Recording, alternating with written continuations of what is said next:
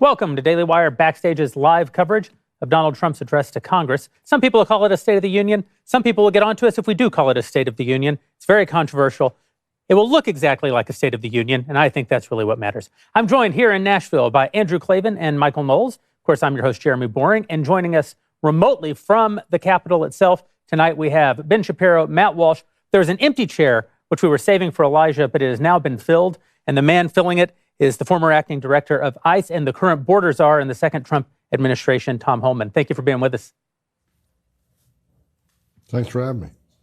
If you are not a Daily Wire Plus member, here's what you're missing. Ad-free, uncensored shows from the most trusted names in the conservative media, plus Andrew Klavan. If you're not watching Daily Wire Plus, you're not getting the full show, plus exclusive investigative journalism, first access to what's next. And if you join now, you can take part in the live chat where you can ask us questions during the live show, dailywire.com/subscribe. Obviously, a really big night, the sort of triumphal return of Donald Trump to the Capitol as now the 47th president. What can we expect tonight, Ben?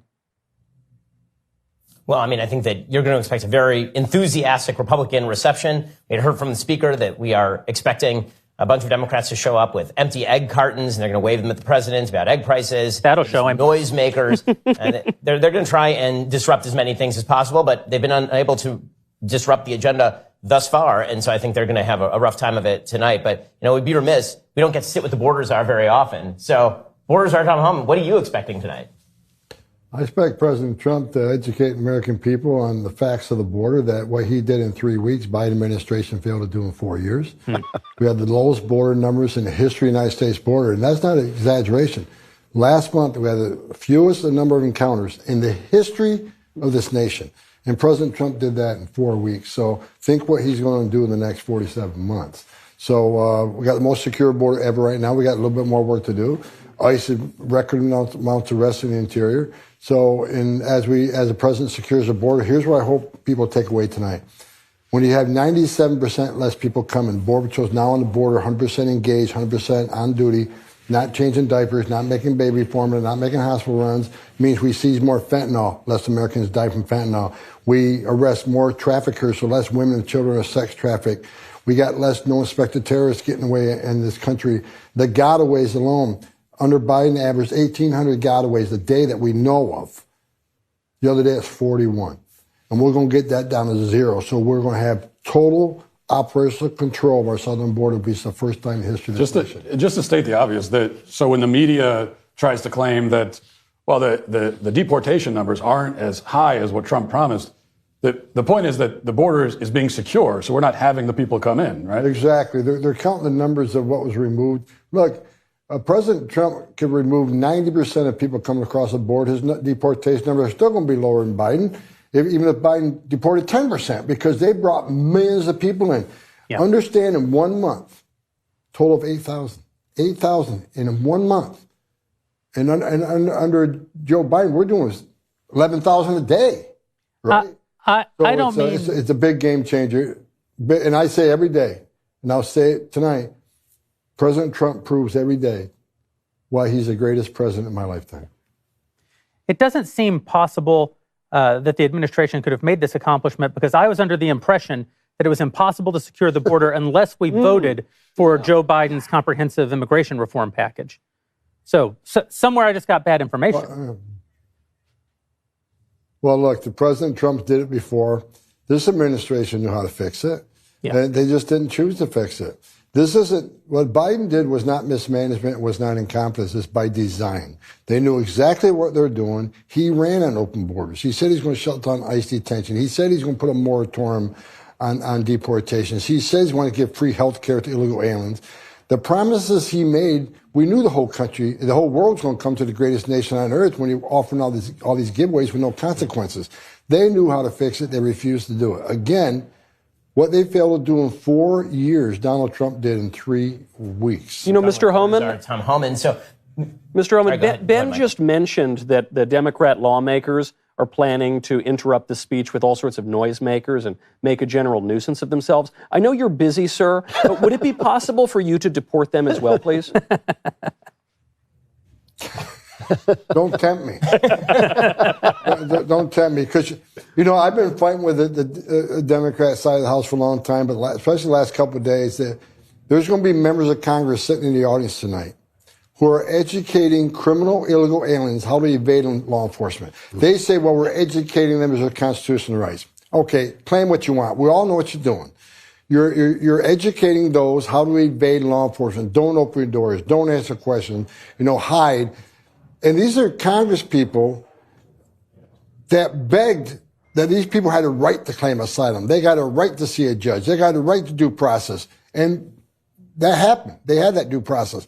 But 90% have been order removed. So if we don't execute the final decision of the courts, there is no due process. It means nothing.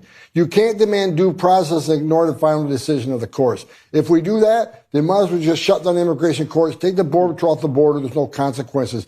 You can't ask to implement a system of laws and ignore the final result. And that's why we're going to have a massive deportation operation, because millions of people cross this border, 90% will get an order of removal. We got to remove them. So any member of Congress who wants to educate, and we made it clear the Trump administration is going to concentrate in this, the worst of the worst public safety threats, right? I can't believe any member of Congress wants to educate an illegal alien who's been convicted of a serious offense. He's got order removal at the due process at great taxpayer expense, and wants to educate him how to evade arrest. To me, they ought to resign their position as a member of Congress, because they're doing the complete opposite what American taxpayers expect them. Can I ask you what about the Democrat mayors and governors who have claimed, in some cases claimed that they're going to harbor illegal aliens in their own homes? Have you found that they're actually doing this? What are they doing to interfere with your operations? Or are they kind of getting in line? What's going on there? They haven't crossed the line yet. But if they cross the line, they're going to be prosecuted. You can stand aside and watch ICE do your job. ICE is making their community safer. And I find it hard to believe every day that there's any mayor or governor or city council person that doesn't want public safety threats removed from the public. It's their number one responsibility is community safety. If you don't want to help us, get the hell out of the way. But I've warned numerous mayors and governors, don't cross that line. If you impede us, that's a felony. And Pam Bondi, we'll ask Pam Bondi to prosecute. If you harbor or conceal an illegal alien, knowingly harbor and conceal an illegal alien from ICE, that's a felony. In my career, I've arrested U.S. citizens for harboring and concealing an illegal alien in a workplace or a home. If I can prosecute a U.S. citizen for doing it, why can't we prosecute a politician who does that same thing? So, I think we got a strong AG in Pam Bondi, and if they cross that line, we should prosecute and make an example out of them. To your point earlier, sir, it's perfectly reasonable, perfectly understandable why someone living south of our border in particular would want to get to the greatest country in the history of the world. It's a no-brainer. When you add further incentives through all of our government programs, all the handouts, the open invitations that Joe Biden and his administration were putting out to people to come to the country, you can't be surprised when they do. At the same time, the idea that American politicians would engage in harboring those people, it seems to me, it's very easy to throw around words like treason in political discussion. But when you're actually using your position as an elected representative of the American people to help criminal aliens in the country at the expense of your own constituents, how is that not a treasonous offense? When Joe Biden shuts down the Remain in Mexico program and says, no, instead, we're going to bring millions of people into the country who don't need to be here. We already have a solution. The first Trump administration implemented the solution. We're going to remove the solution. How is that not treasonous? Look, I think a lot of what they did is treasonous. Take, for example, the Gotaways, right? They overwhelmed the Border Patrol where many nights, 70% of agents were pulled off the line to make sandwiches, change diapers, make baby formula, make hospital runs, dealing with this humanitarian crisis they created on purpose. Yeah.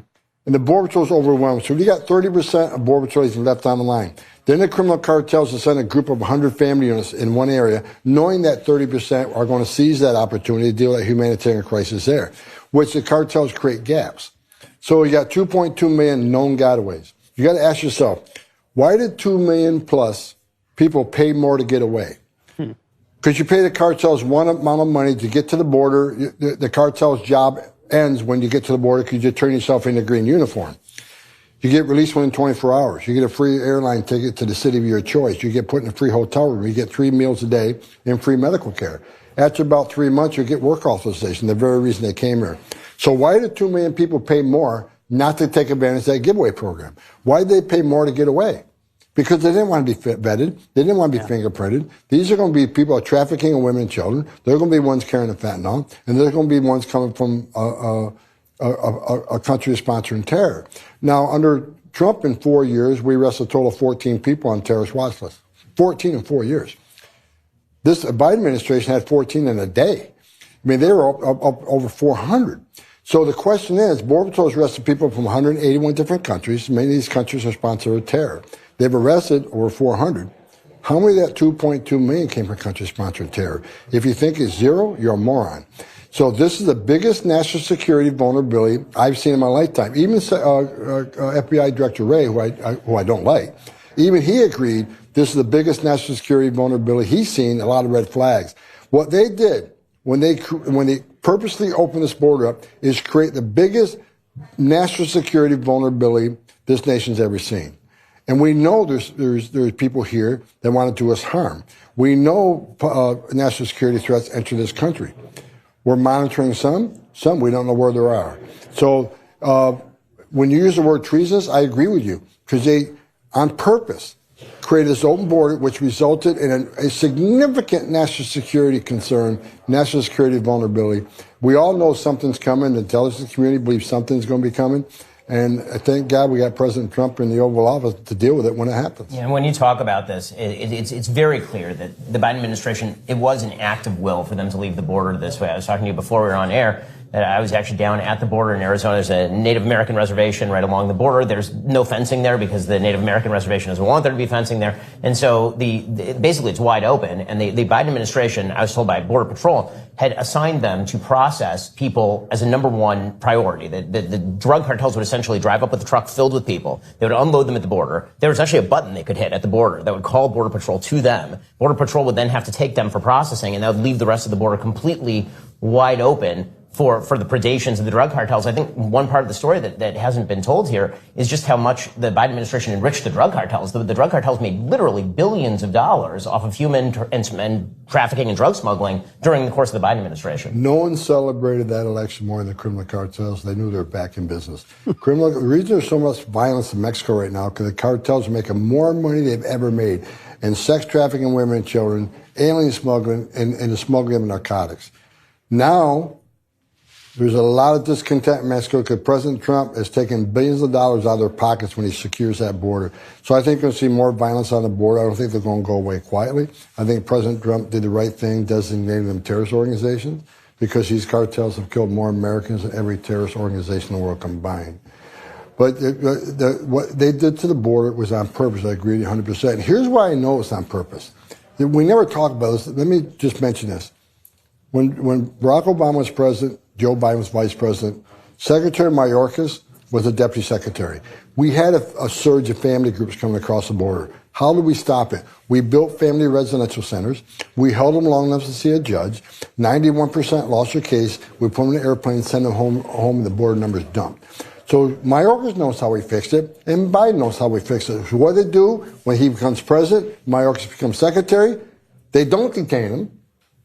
They don't make him see a judge. They don't deport him. They did exactly the opposite of what proved worked when he was vice president and Secretary Mayorkas was deputy secretary. So this wasn't an accident. They did the exact opposite of what they knew we succeeded with when President Obama was in office. So this wasn't, again, this was by design. They knew exactly what they were doing. And the reason they didn't detain them is because when an alien's in detention, they get a hearing within 40 days at top, which means in 40 days, that 91% be ordered removed and they go home. That's not what they wanted. So they released them to NGOs, put them in a hotel room, because once you're out of ICE custody, it's called the non-detained docket. Non-detained docket takes anywhere from 3 years to 9 years, depending on what city you're in. Wow. And they knew in that 3 to 9 years, they'll get 1 or 2 U.S. citizen kids, they'll get equities here, and hopefully a Democratic Congress and Democratic president that will reward them an amnesty. This is why they didn't detain him. They don't want him removed, so they figure they put him on the non-custody docket with the immigration court. Their cases are so far down the road that there'll be a change in administration and they can award him an amnesty. That's exactly what was their plan, and thank God we changed that in November and got President Mr. Trump. Homan, you mentioned just now that President Trump redefined these organizations as foreign terrorist organizations, and a lot of people hear that and they think, well, that's just kind of a new way of describing them. But obviously, that is an official classification that then frees up certain American resources to deal with them. So in case there are any face-tattooed gangsters watching the stream tonight, practically speaking, what does it mean that the cartels can anticipate now that they're designated this way? If you're involved in cartels anyway, if you're transporting for them, if you're moving money for them, if you're helping these cartels in any way, then you are part of a terrorist organization, and we'll charge you with terrorist-related crimes, which has significant penalties. Being designated terrorist brings the whole of the U.S. government on, I'm including the military. We're not just going to attack them on our southern border, we're going to attack them across the globe. Jalisco cartels in 43 countries around the globe. Not only are they moving drugs across the border, that's the way it used to be. Now they have a presence in every major city in this country. So on top of smuggling narcotics in this country, they're taking over the interior distribution of narcotics within our largest cities. We're going to attack them on the border. We're going to attack them in the interior United States. We're going to attack them in every country there around the world with the assistance of the other countries. This designation is put them on notice. We're going to use the whole might of the United States government to take them out. We're going to, and the first thing we do is take the money. If they don't have money, they have no power. They can't buy the Mexican military. They can't buy Mexican legislation. They can't buy Mexican judges. So we're going to shut them down one piece at a time. What President Trump did by designating a terrorist organization, take the first step of wiping these cartels off the face of the earth. You know who's going to be more grateful than anybody? The country of Mexico.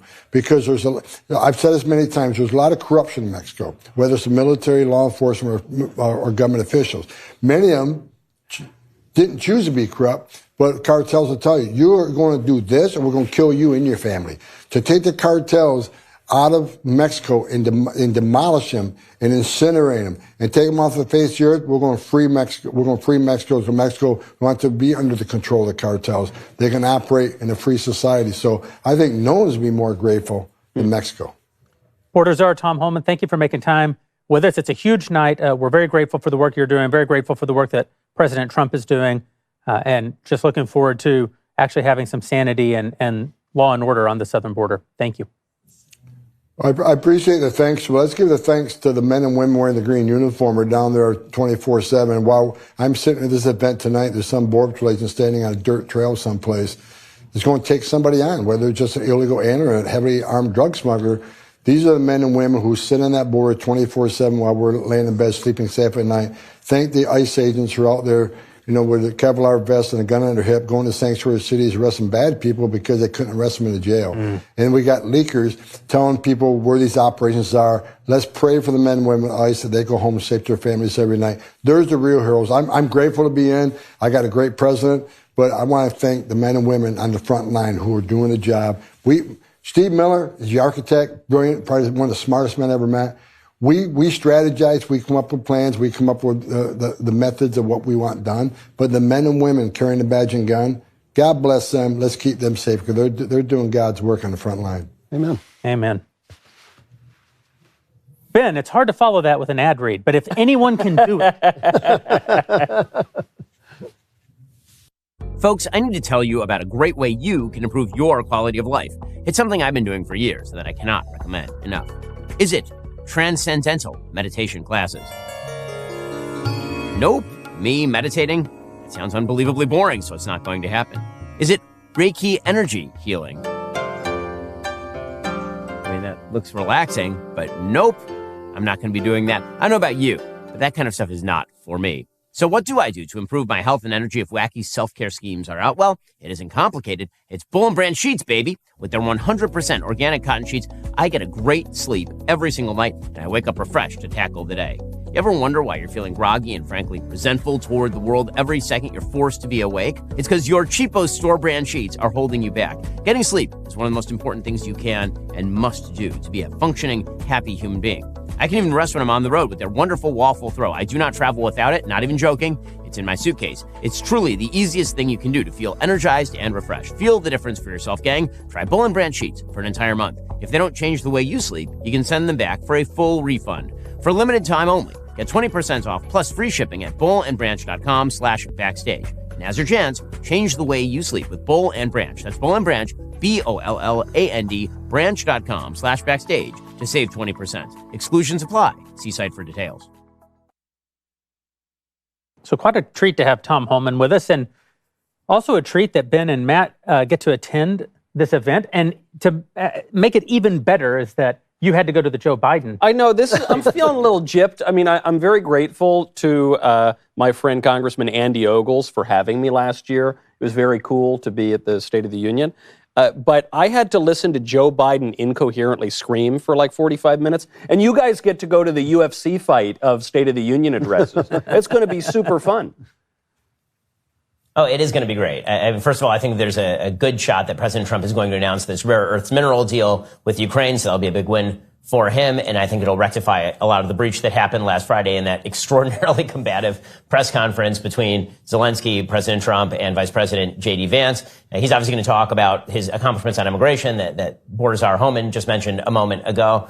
He's going to be talking about the investments that were just made by a number of companies in America. The TSMC, which is, of course, the gigantic semiconductor maker in Taiwan, has announced they're going to spend $100 billion additionally in the United States. The Honda Civic is now going to be produced entirely in Indiana as opposed to in Mexico. I'm sure he's going to be talking a lot about that. There's been a lot of winning. He's going to talk about DEI. I'm sure he'll talk about Matt's big issue, the issue that if one person really helped push over the line, it was Matt Walsh, the death of men in women's sports. I'm sure he's going to mention that as well. It's been this has been, as we discussed last time we were together, the fastest moving administration in modern American history. I mean, this administration is moving like absolute lightning. It's going to give Trump a lot to talk about. And of course, it's going to get spicy because I would be shocked if there's no dramatics from the fainting couch left out there. Some of them are not showing up. And frankly, to me, that seems like the best tactic for some of them. I think that the ones who are idiots are going to show up and make fools of themselves. It seems like not showing up, though. They actually get paid to show up. That's what they're there for. I agree. It seems like everything they do, every strategy they come up with just sends them further and further into the wilderness. And I grieve for them. I miss them deeply. But I think that if they just continue to protest cutting fraud and waste, if they continue to protest securing the border, if they continue to protest not allowing men into women's sports, I could be gone before there's another Democratic administration, which may be only 10 minutes away, but still, I think that this could be a long, long term in exile. They seem to have learned absolutely nothing. Yeah. You mentioned some of the members not showing up tonight.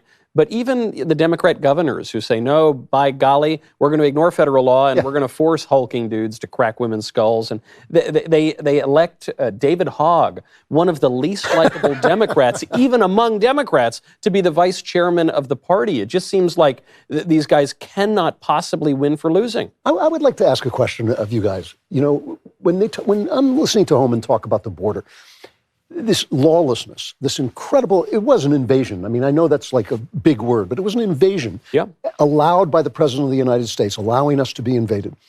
And you hear all these theories. They're bringing in voters. It's the great replacement and all this. Do you think that was the strategy? Was that it, that they just thought that this would turn the demographics? They told us this in 2004. Ben, you correct me because you probably remember the paper better. It was 04 or 06. There was a very prominent political science paper pushed by the left on this strategy to import people from all over the world and to have a permanent electoral majority. And I don't think they were counting on Trump winning 46% of Hispanics or an increasing number of black male votes or anything like that. Right. But I think they were pretty open about it. I don't think they hid the ball. Because it's happening in Europe. I think there's some of that. I also think that there was something else happening too, and that is that there's been this myth in Democratic politics really since 2012 that you could create a permanent minority-majority coalition. And so it was almost a no-loss proposition for them. They figured that they were going to win more Hispanic votes in the United States by opening the vote by opening the border, and they could simultaneously bring in new voters. And at the same time, they'd be pleasing all of their white liberal college graduates who believe that the United States bears blood guilt for ever having won Texas and California from Mexico. And so it was sort of a win-win for them. And what they didn't understand is that you are now creating a backlash that's going to make for your undoing. I mean, if there's one issue more than any other that really swung the election, it was the illegal immigration issue. And number two was the trans issue. And Democrats are unable to kind of let go of both. But I want to ask my buddy Matt here, because he's been sitting here silently, as is his wont during our backstages. He's always very excited to be here, as we know. And he's even more excited to travel. Matt, do you feel the electricity? Do you feel the energy? Are you just like ecstatic to be here? I appreciate the pity throwing it to me, so I have something to say. And it's a great honor to be here. We're a little too physically close right now, so it's an uncomfortable physical proximity that I'm not accustomed to. I'm wearing a tie for the first time in 2 years, so that shows you how much I honor it. And there's a pocket square. I'm going to note that before this, by the way, Matt actually did up his tie. Like a few minutes ago, before we began, Matt had not buttoned his top button. Well, it's still not buttoned. Yeah, but you've got the tie tight enough that you can masquerade, and his shirt was pretty loose, and he kind of looked as though, and he had the cup of whiskey in front of him and the glass of whiskey, and he looked as though, he'd worked a long day at the accounting office, and now he'd been finally released to his local pub, where he could, just let the tie down a little bit. And that was actually him dressed up. So I'm just going to point that out. I don't even know if can we drink alcohol where we are right now in these sacred halls? It's Congress, my friend. I will say it was pretty cool. We met with Speaker Johnson right before this, and he actually took us to take a picture, which I'm sure has now been posted online. And he actually showed us a room that apparently has never been used in the Capitol building, which was a prayer room. It was actually like a prayer room off to the side. It was really cool. It was a beautiful stained glass window of George Washington kneeling in prayer, the famous painting, and emblems from all 50 states. And George Washington was the last one to use it. Yes, exactly. Well, I mean, at least use it for prayer. I mean, I'm hoping that none of the other Congress people discovered it, because the one rule about Congress is you never want to blacklight anything here. It's just a huge mistake. Yeah. So basically, this is going to be a giant pep rally for the right tonight. And to make it all the more glorious, we're going to be filling up with leftist cheers, left, right, and center. Is there anything being bandied about that we think would be a surprise? Is there anything is Donald Trump going to do anything here tonight that shocks his constituency, or is this pure fan fiction playing out right in front of us tonight? Well, I think the big floating idea is that you could get an announcement of the Ukraine deal, which might surprise some people, because President Trump picked that fellow up and flung him out the window the other day during the Oval Office meeting. But again, these kinds of deals are bigger than just one shouting match in the Oval Office. So you could see that. That would be somewhat surprising. Obviously, President Trump last night implemented these tariffs on Mexico and Canada, which surprised some people, because I think some people believed that the tariffs were merely a negotiating ploy to try to get concessions on fentanyl or border enforcement or whatever.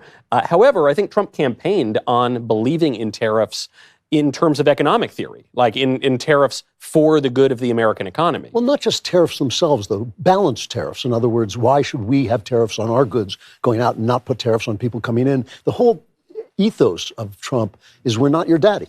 If we're going to help you, you're going to help us. We want to get paid for what we do. We want you to take part of your own defense. I mean, I've been telling Europeans this for over a decade, that all their wonderful welfare programs that they have and their universal health care that they have is paid for by us, because we protect them. Right. Of course. But the one surprise tonight potentially could be that Trump, as Howard Lutnick was suggesting earlier today, Trump could roll back some of those tariffs that he announced last night. So that might be somewhat surprising. Otherwise, I'm expecting the pep rally. I don't know about you guys. It's too late to buy any index funds tonight. Yeah, exactly. I mean, I'd be a little surprised if he rolls back the tariffs that quickly. I think that he has to have some sort of headline that he can latch onto in order to do that, some sort of win that he can say that he prized out of Canada or Mexico in order to do that. The one thing about President Trump that I've said many times, but I think you're going to see it play out with regard to these tariffs, is that President Trump likes good headlines and he does not like bad headlines. When the Dow Jones Industrial Average drops by 1,500 points in 2 days, and suddenly the lights start blinking red, I don't think that President Trump is so wedded to the magical idea of tariffs that he won't reverse himself in order to sort of preserve economic health. Yeah, that's one thing. There had been some rumors. I doubt that he'll do it tonight, but obviously I was pushing very hard today to pardon Derek Chauvin, which I think would be a good move for the country, because while he was convicted on state charges, it wouldn't free him from prison. I do think that it would be very good and salutary for the country for the federal government to make clear that it is not going to hold to account people for crimes they did not commit, and in which the jury was pretty obviously poisoned by everybody surrounding the court. Anybody who thinks that Derek Chauvin got a fair trial, regardless of what you think of the actual outcome of the trial, anybody who pretends that that was even remotely a fair trial, or that the evidence stacked up to the conviction in that case, I honest to God don't understand what you're thinking, to be fairly frank with you. Again, I think it would be a shocker if President Trump said anything about it tonight, but I would not be surprised if something in the near future is done about it. Yeah. Well, Ben and Matt, you've got to get to your seats. The show's about to begin. You're sitting with Speaker Johnson's box, as I understand. It's an unbelievable honor. I have no doubt that Drew and I will be invited to the next State of the Union. Mm-hmm. Yeah, tell Speaker Johnson, we actually met. He and I met right after he was elected. I sat next to him at the first Trump prayer breakfast, and he's forgotten me entirely. He doesn't care. Yeah, I know. He doesn't care. Yeah. You guys have a great night. We'll see you after the president's remarks. Hopefully we're able to get you back. And in the meantime, we're going to look at the people coming in, which is always kind of my favorite part of this. It's like the red carpet of ugly people. when people make their grand entrances into the State of the Union. All right, guys, we'll see you later. Yeah, bye. Catch you later.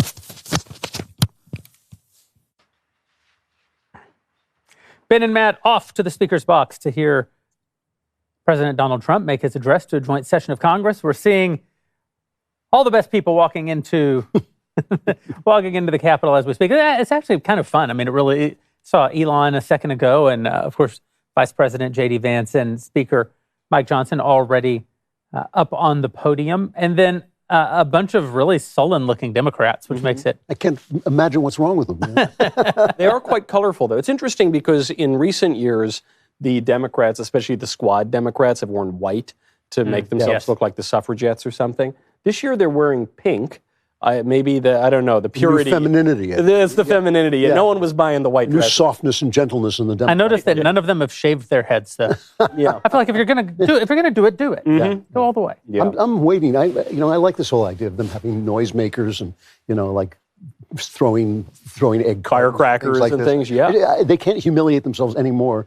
Or at least as far as I'm concerned, they can't humiliate themselves enough to actually humiliate themselves as much as they deserve. So, Nancy Pelosi is not a young woman. Evil ages you.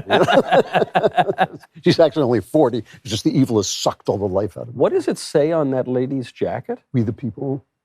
Huh. It may have been the 14th Amendment on her sleeve. Yeah, that's interesting. I'm not positive, but I think it may have been the text of the 14th Amendment. We're hearing that the president is running just a few minutes late, which I call presidential prerogative. Of course.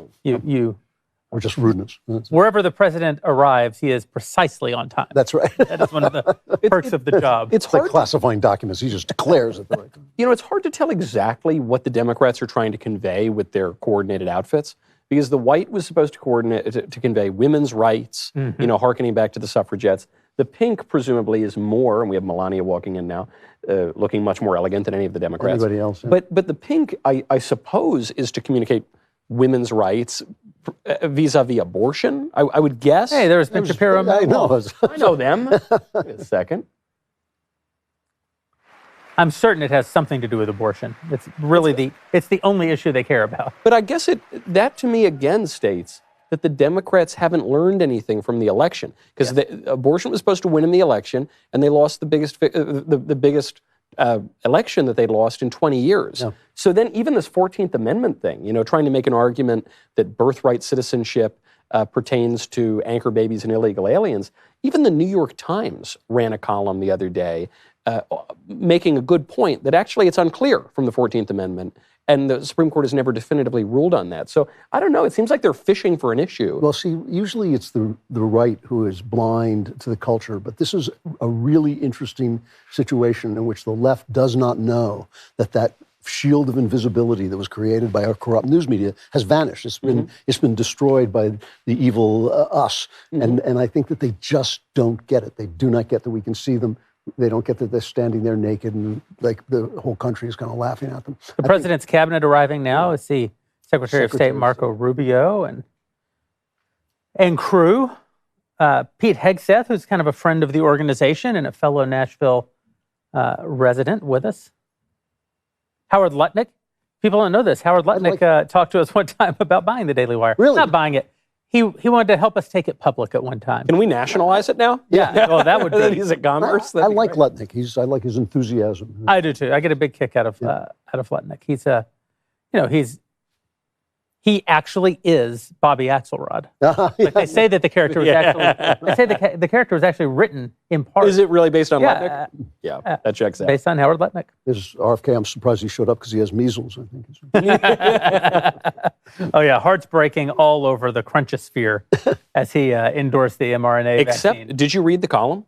So the headline, not mRNA, the measles, the MMR.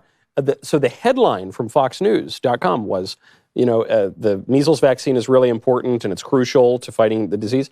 If you read the column, so the editors write the headline. If you read the column, he never endorses the vaccine. Really? And in fact, he says, really, the best way to fight this is good nutrition. And, actually, 98% of deaths disappeared before the measles vaccine. So if you read the text of it, clearly HHS and the White House want to hedge their bets a little bit in case there is a big outbreak. But what's funny is, if I'm reading the tea leaves, if I'm looking to invest maybe in different big pharma companies, I think this health secretary still hates the vaccine. If he hates the measles vaccines, he's a doofus.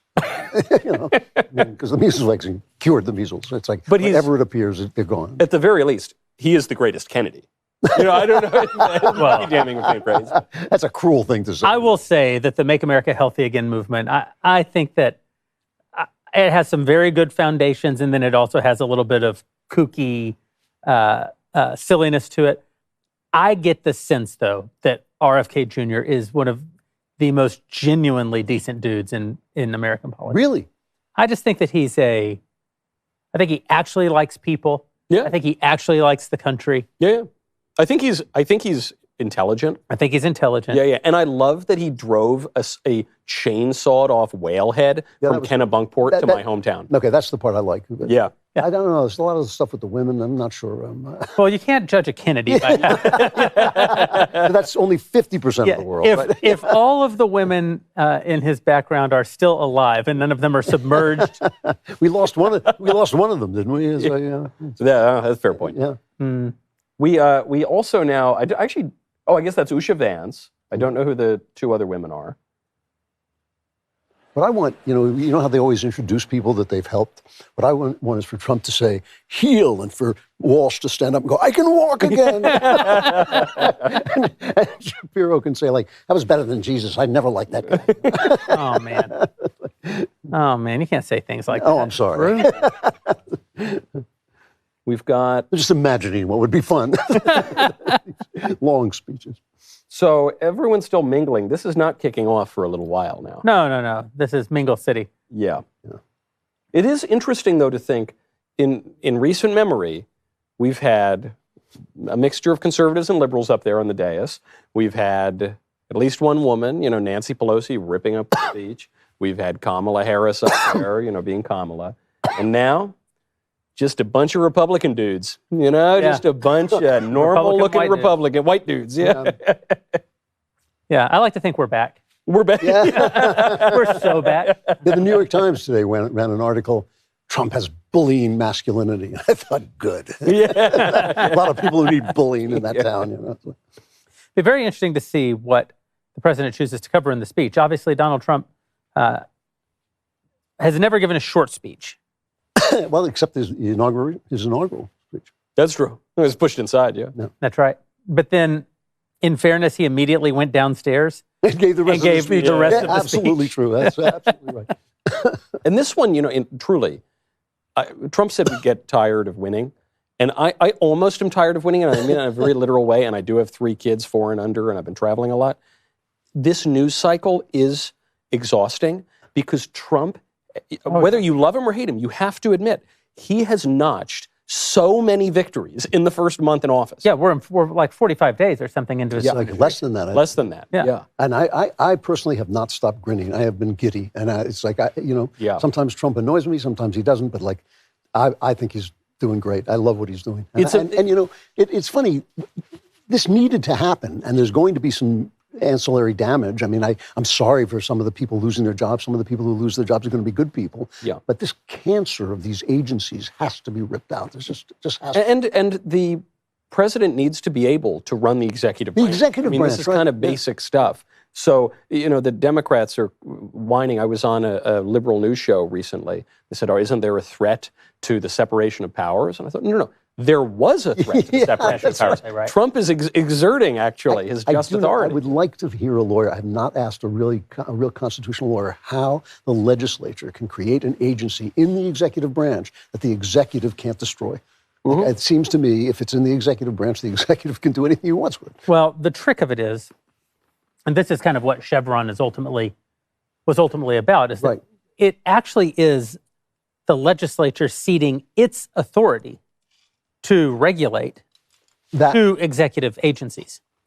But then, that the executive doesn't have control over. The executive doesn't have control over. No, they created a branch of government. They created a branch of government. And all this stuff about Elon Musk wasn't elected, when they have all of these people weren't elected. Yeah, exactly. But the other crazy thing when they knock Elon and the Department of Government Efficiency, Doge has a 100-year plus precedent.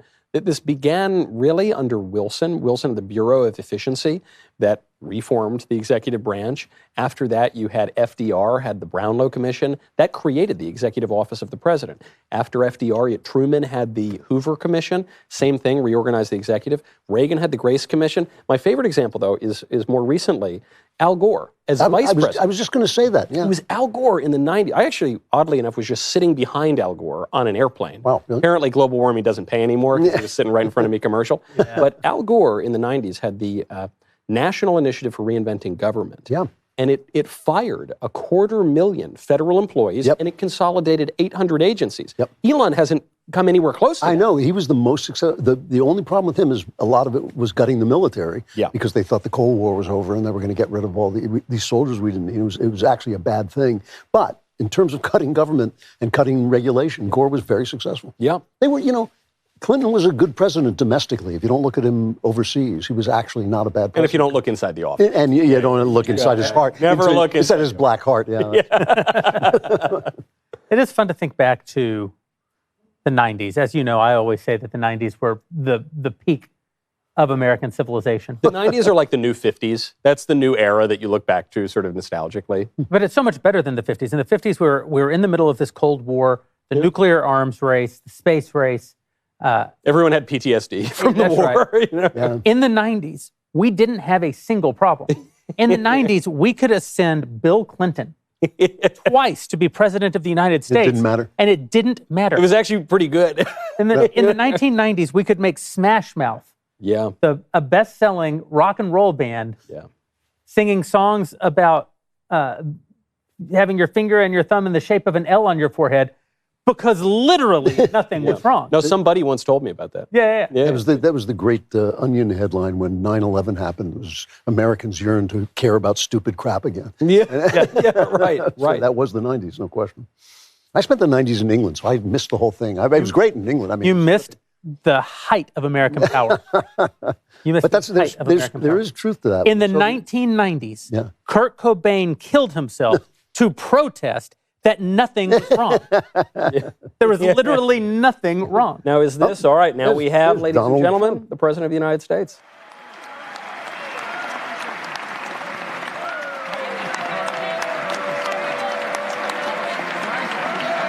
I mean, what a triumphant moment for Donald Trump. No kidding. Man.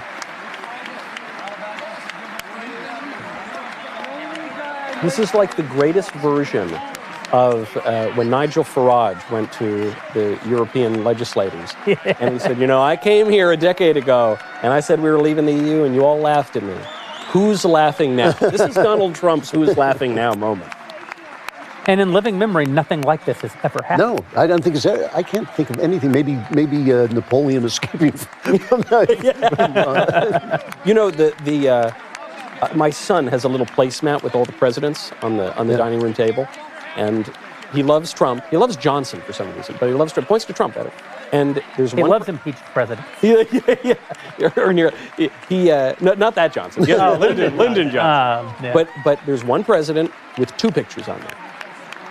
And on the next edition of that placement, Yeah, there'll be two. there are going to be two. And, so Trump runs for president in 2016, and he says, I'm going to be great, I'm going to be the greatest president, so historic. And he has now made that happen. Yep. He is now one of the most significant figures in American history. No, there's no question about that. Yeah. And it's still, it's up for grabs whether he's going to get away with doing what he has to do, which is killing the influence of the deep state. Yeah. But he did get kissed by Nancy Mace, which I think is... So that's my personal dream. I'm a simple man. Win the presidency again. Smooch from Nancy Mace.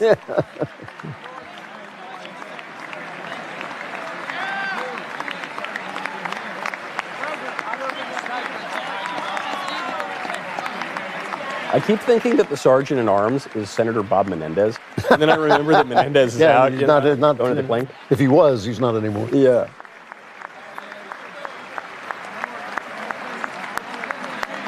Is that Chip Roy? I can't tell in the sea of... Yeah, I don't think anyone else has such a handsome goatee. True, you in the United States Congress. Oh, this is the joke. Rubio nearby. He's recovered from sinking into the couch during that Oval Office. Yeah, old man, he looked like he was just leave steam behind him. Yeah. It was sort of like that meme of Homer Simpson backing into the bush. He, by the way, is doing great. He's doing a great job. Doing a great job. Kavanaugh. All the justices, he's saying that. Yeah.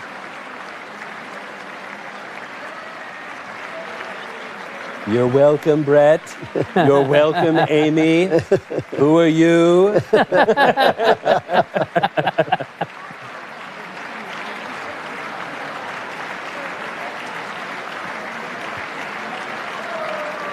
president greeting the Joint Chiefs. Now, I couldn't quite see which justices made it. I did not see Ketanji Jackson. No. I did not see Sotomayor or Kagan. Now, I might have just missed them. It's hard to see. The cameras are moving. Scalia famously would not go to the State of the Union. He went in the first few years, and then he said it was just a ridiculous political display, and the justices really had no role there. The president about to take the podium and address the joint session of Congress. We'll cut to his remarks, and then we'll be back as soon as the speech is over to tell you what we think about it. We'll see you then.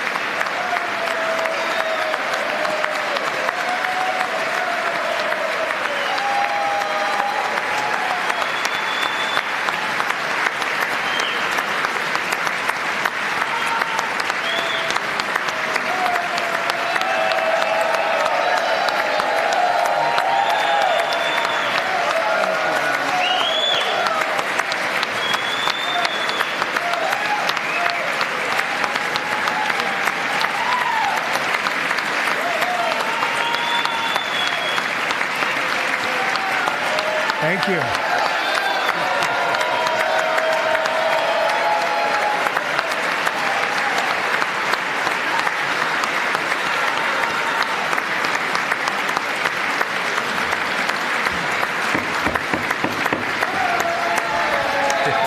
Thank you very much. Thank you very much. It's a great honor. Thank you very much. Speaker Johnson, Vice President Vance, the First Lady of the United States.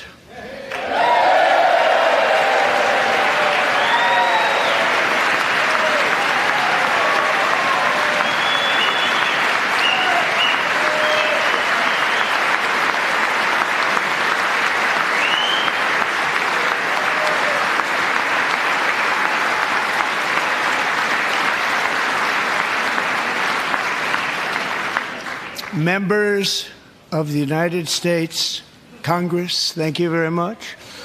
And to my fellow citizens, America is back.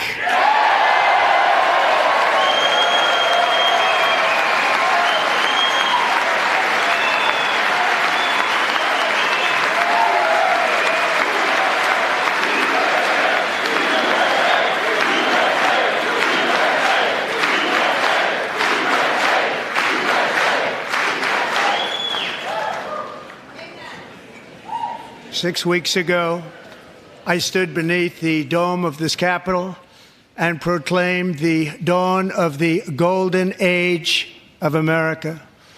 From that moment on, it has been nothing but swift and unrelenting action to usher in the greatest and most successful era in the history of our country.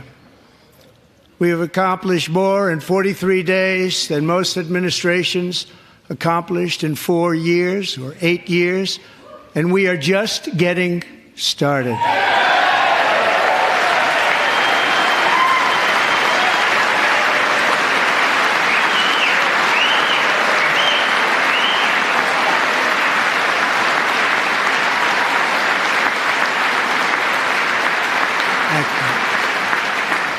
I return to this chamber tonight to report that America's momentum is back, our spirit is back, our pride is back, our confidence is back, and the American dream is surging bigger and better than ever before.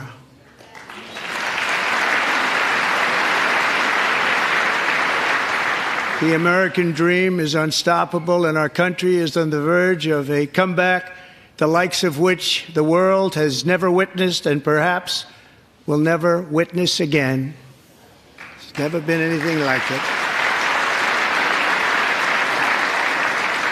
The presidential election of November 5th was a mandate like has not been seen in many decades. We won all 7 swing states, giving us an electoral college victory of 312 votes.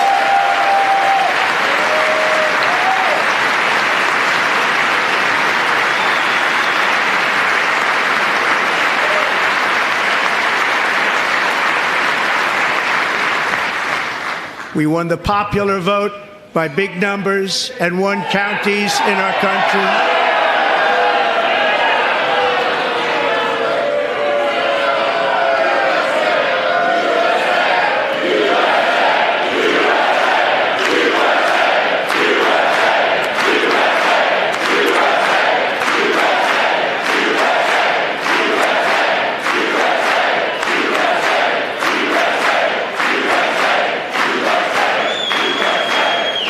Counties in our country, 2,700 to 525, on a map that reads almost completely red for Republican.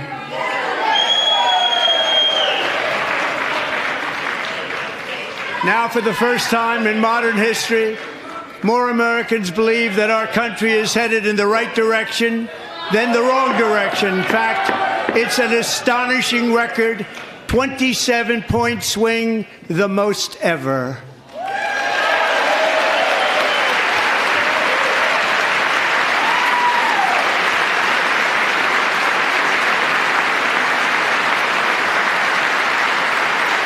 Likewise, small business optimism saw its single largest one-month gain ever recorded, a 41-point jump.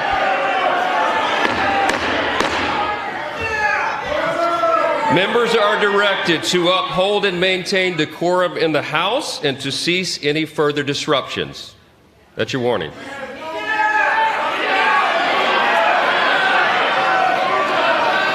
Members are engaging in willful and continuing breach of decorum, and the chair is prepared to direct the Sergeant-at-Arms to restore order to the joint session.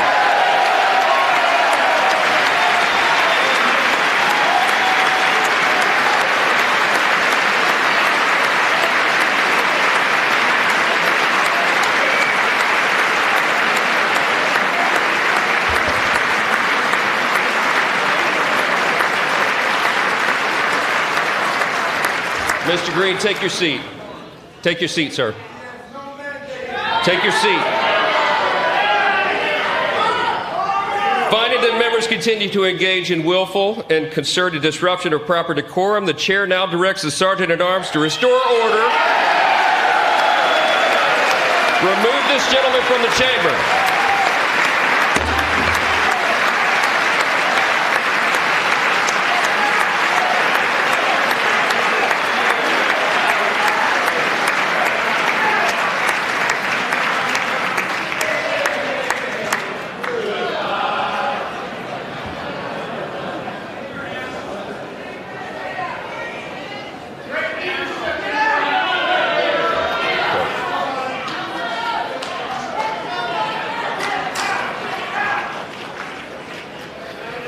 Members are directed to uphold and maintain decorum in the House. Mr. President, you continue. Thank you. Over the past 6 weeks, I have signed nearly 100 executive orders and taken more than 400 executive actions, a record, to restore common sense, safety, optimism, and wealth all across our wonderful land. The people elected me to do the job, and I'm doing it.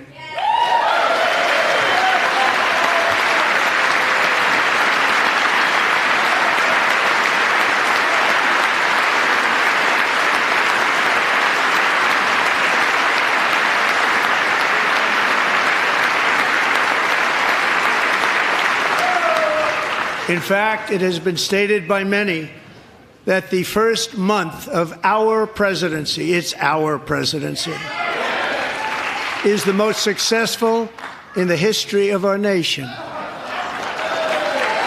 By many.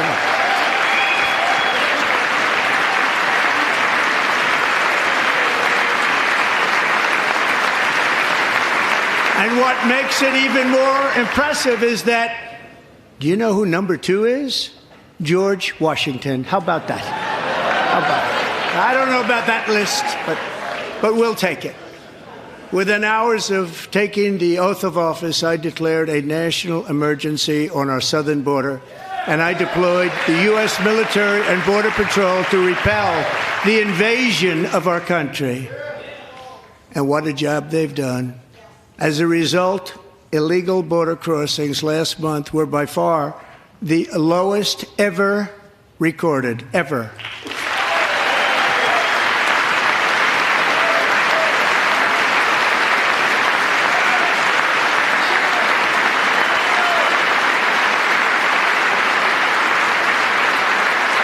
They heard my words and they chose not to come. Much easier that way.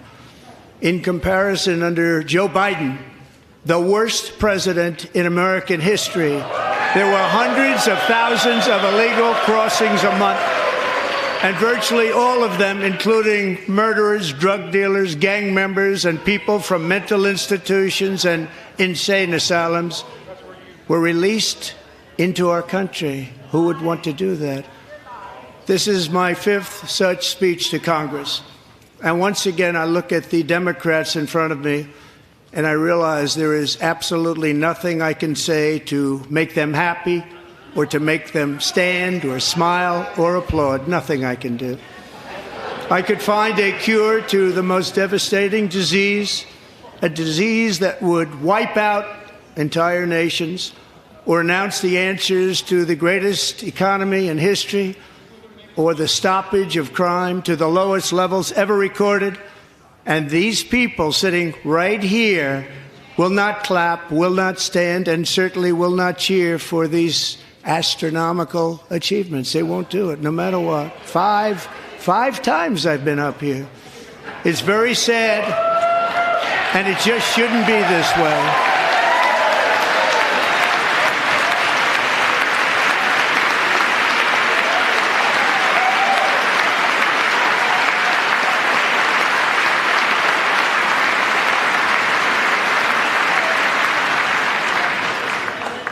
So Democrats sitting before me, for just this one night, why not join us in celebrating so many incredible wins for America?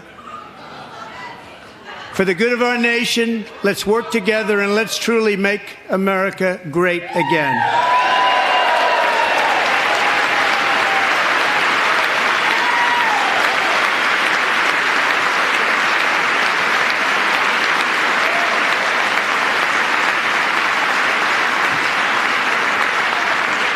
Every day, my administration is fighting to deliver the change America needs to bring a future that America deserves, and we're doing it.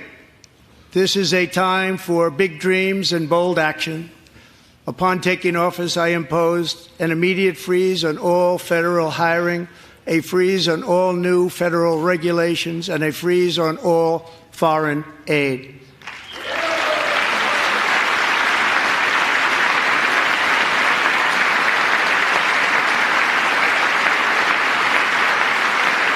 I terminated the ridiculous Green New Scam. I withdrew from the unfair Paris Climate Accord, which was costing us trillions of dollars that other countries were not paying. I withdrew from the corrupt World Health Organization.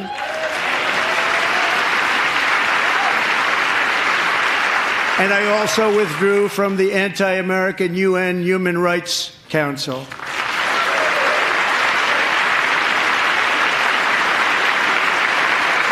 We ended all of Biden's environmental restrictions that were making our country far less safe and totally unaffordable.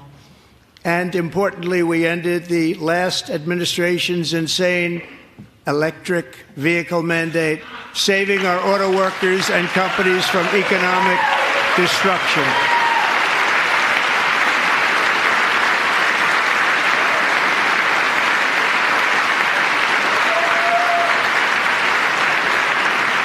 To unshackle our economy, I have directed that for every one new regulation, 10 old regulations must be eliminated, just like I did in my very successful first term.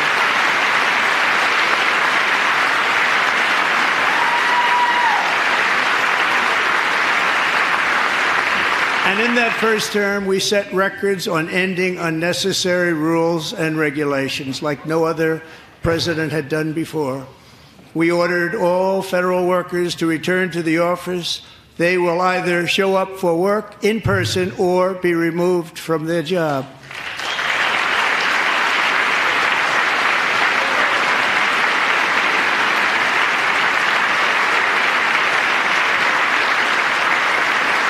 And we have ended weaponized government where, as an example, a sitting president is allowed to viciously prosecute his political opponent, like me. How did that work out? Not too good. Not too good.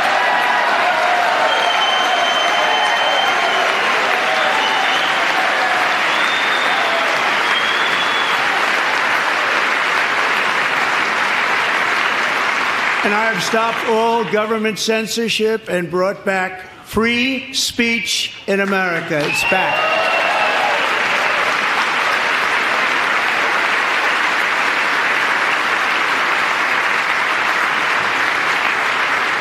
And 2 days ago, I signed an order making English the official language of the United States of America.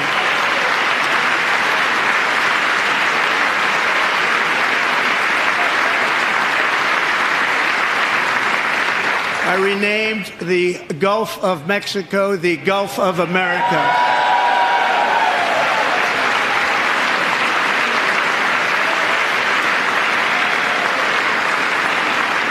And likewise, I renamed, for a great president, William McKinley, Mount McKinley again.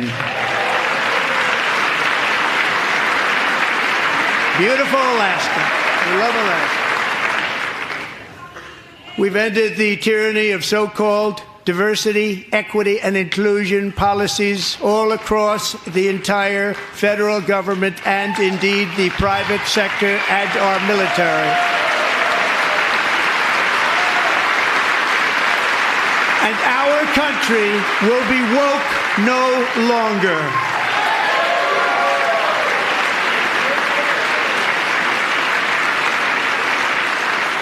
We believe that whether you are a doctor, an accountant, a lawyer, or an air traffic controller, you should be hired and promoted based on skill and competence, not race or gender. Very important.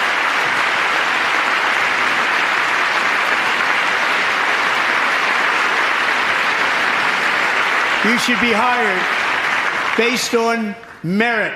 And the Supreme Court, in a brave and very powerful decision, has allowed us to do so. Thank you. Thank you very much. Thank you. We have removed the poison of critical race theory from our public schools, and I signed an order making it the official policy of the United States government that there are only two genders, male and female.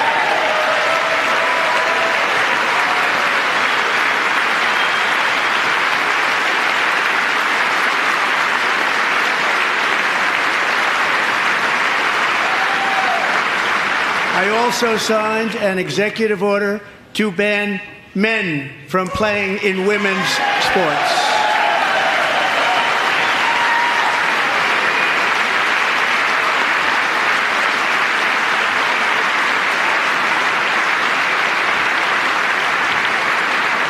Years ago, Peyton McNabb was an all-star high school athlete, one of the best, preparing for a future in college sports.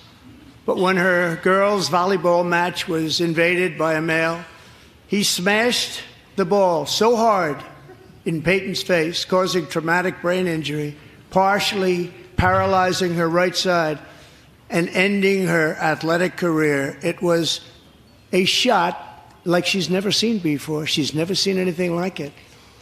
Peyton is here tonight in the gallery, and Peyton, from now on, schools will kick the men off the girls' team, or they will lose all federal funding.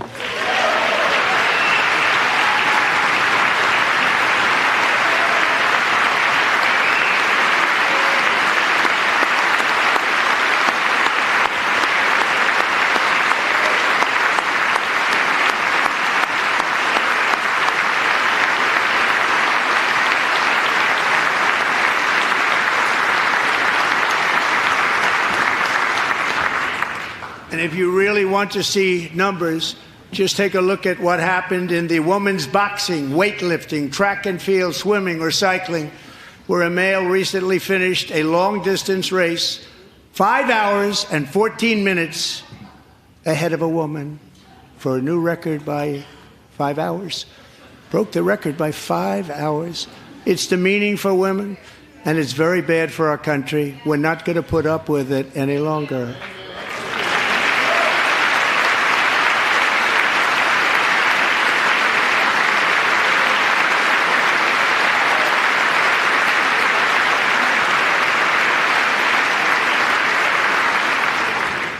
What I have just described is only a small fraction of the common sense revolution that is now, because of us, sweeping the entire world. Common sense has become a common theme, and we will never go back. Never. Never going to let that happen. Among my very highest priorities is to rescue our economy and get dramatic and immediate relief to working families. As you know, we inherited from the last administration an economic catastrophe and an inflation nightmare. Their policies drove up energy prices, pushed up grocery costs, and drove the necessities of life out of reach for millions and millions of Americans. They've never had anything like it. We suffered the worst inflation in 48 years, but perhaps even in the history of our country. They're not sure. As president, I'm fighting every day to reverse this damage and make America affordable again.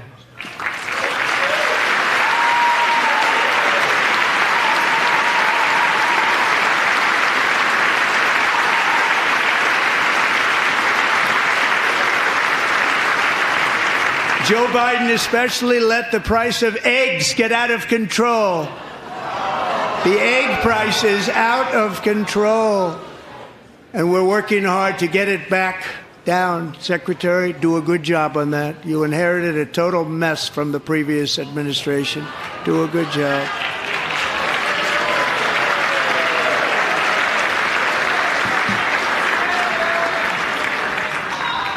A major focus of our fight to defeat inflation is rapidly reducing the cost of energy. The previous administration cut the number of new oil and gas leases by 95%, slowed pipeline construction to a halt, and closed more than 100 power plants. We are opening up many of those power plants right now.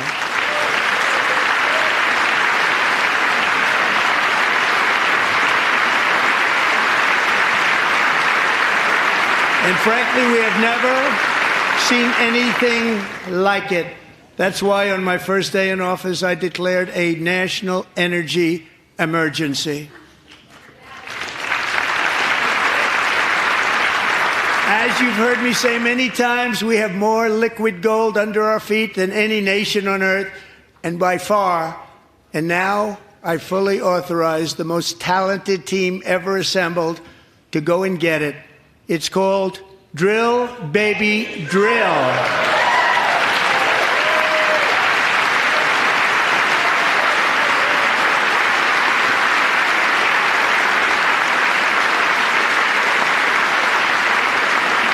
My administration is also working on a gigantic natural gas pipeline in Alaska, among the largest in the world, where Japan, South Korea, and other nations want to be our partner with investments of trillions of dollars each. There's never been anything like that one.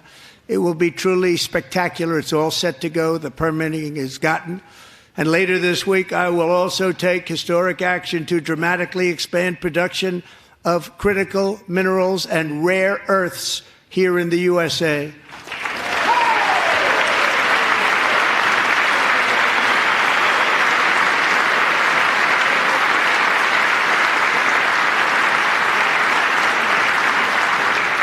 To further combat inflation, we will not only be reducing the cost of energy, but will be ending the flagrant waste of taxpayer dollars.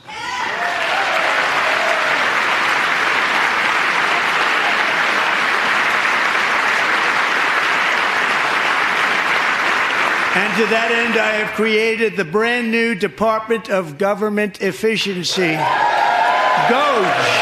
Perhaps you've heard of it. Perhaps.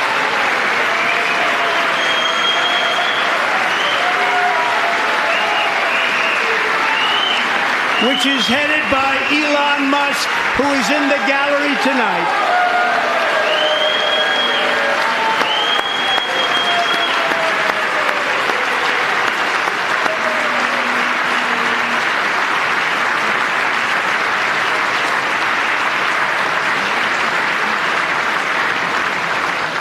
Thank you, Elon. He's working very hard. He didn't need this. He didn't need this. Thank you very much. We appreciate it. Everybody here, even this side, appreciates it, I believe. They just don't want to admit that.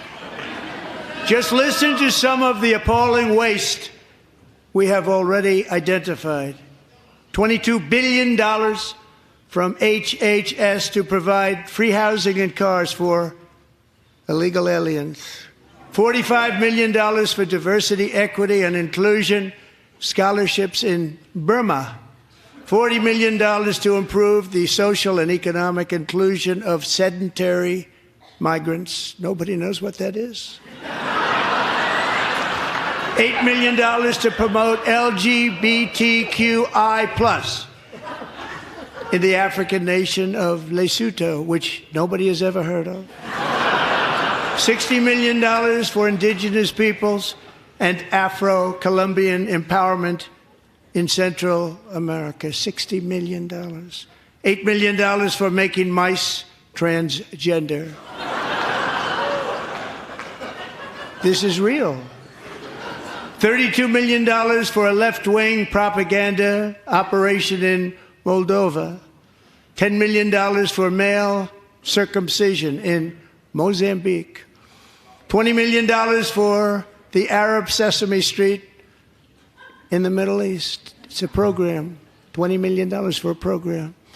$1.9 billion to recently created Decarbonization of Homes Committee, headed up, and we know she's involved. Just at the last moment, the money was passed over by a woman named Stacey Abrams. Have you ever heard of her?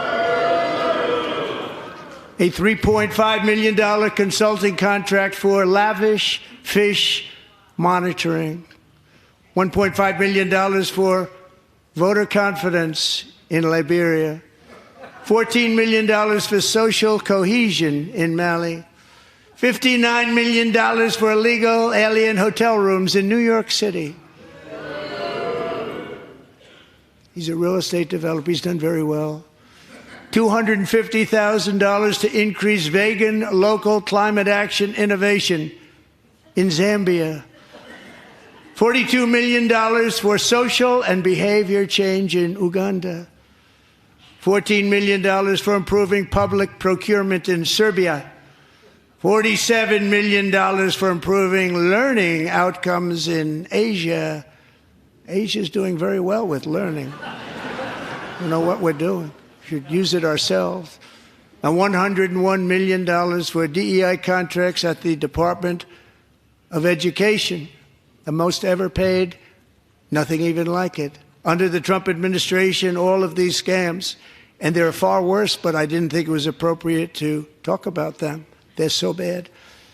Many more have been found out and exposed and swiftly terminated by a group of very intelligent, mostly young people, headed up by Elon, and we appreciate it. We found hundreds of billions of dollars of fraud.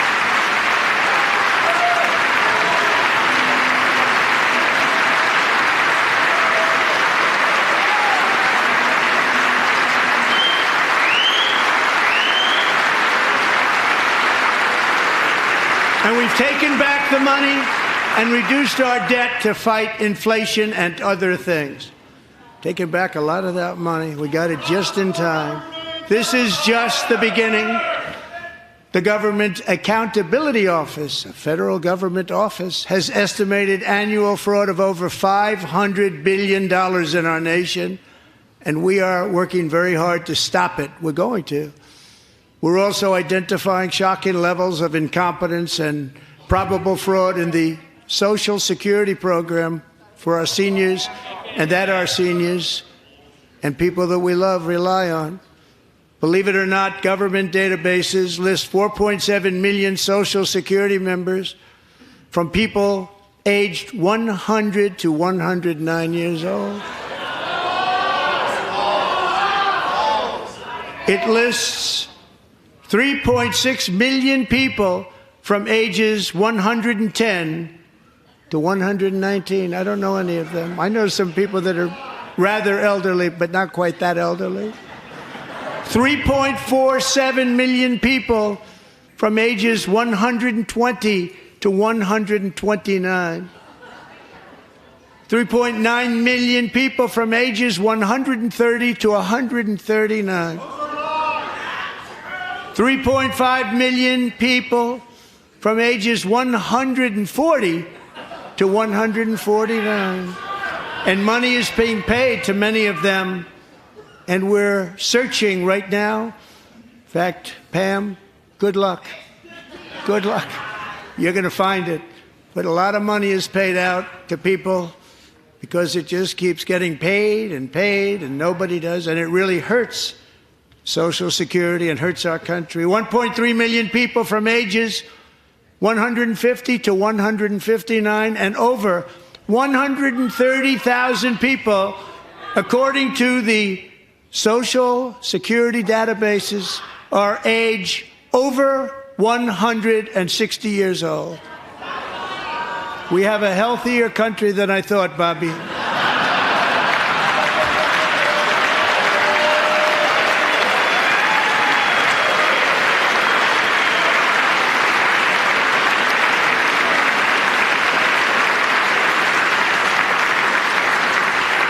Including, to finish, 1,039 people between the ages of 220 and 229, one person between the age of 240 and 249, and one person is listed at 360 years of age. More than 100 years older than our country. But we're going to find out where that money's going, and it's not going to be pretty. By slashing all of the fraud, waste, and theft we can find, we will defeat inflation, bring down mortgage rates, lower car payments, and grocery prices, protect our seniors, and put more money in the pockets of American families.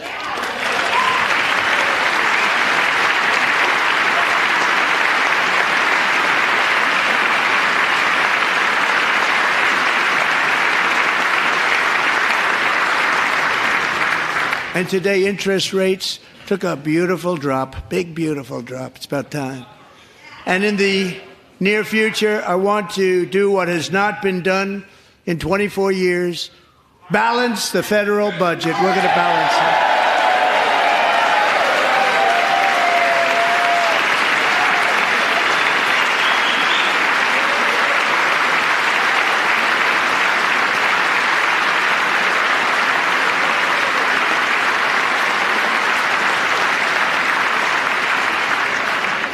With that goal in mind, we have developed in great detail what we are calling the Gold Card, which goes on sale very, very soon. For $5 million, we will allow the most successful job-creating people from all over the world to buy a path to U.S. citizenship. It's like the green card, but better and more sophisticated. And these people will have to pay tax in our country. They won't have to pay tax from where they came. The money that they've made, you wouldn't want to do that, but they have to pay tax, create jobs. They'll also be taking people out of colleges and paying for them so that we can keep them in our country instead of having them being forced out. Number one, at the top school, as an example, being forced out and not being allowed to stay and create tremendous numbers of jobs and great success for a company out there. So while we take out the criminals, killers, traffickers, and child predators who are allowed to enter our country under the open border policy of these people, the Democrats, the Biden administration, the open border insane policies that you've allowed to destroy our country, we will now bring in brilliant, hardworking, job-creating people. They're going to pay a lot of money, and we're going to reduce our debt with that money.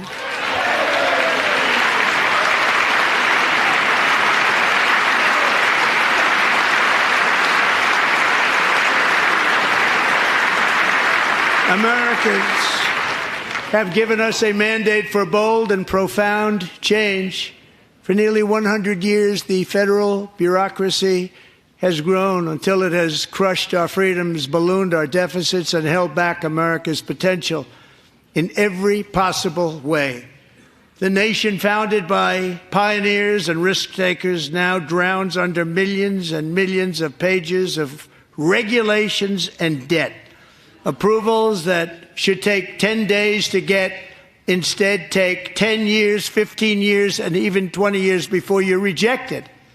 Meanwhile, we have hundreds of thousands of federal workers who have not been showing up to work.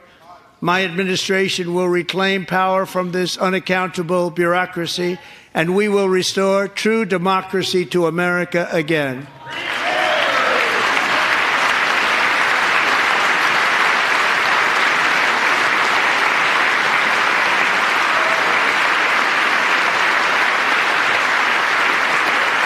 And any federal bureaucrat who resists this change will be removed from office immediately. Because we are draining the swamp. It's very simple. And the days of rule by unelected bureaucrats are over.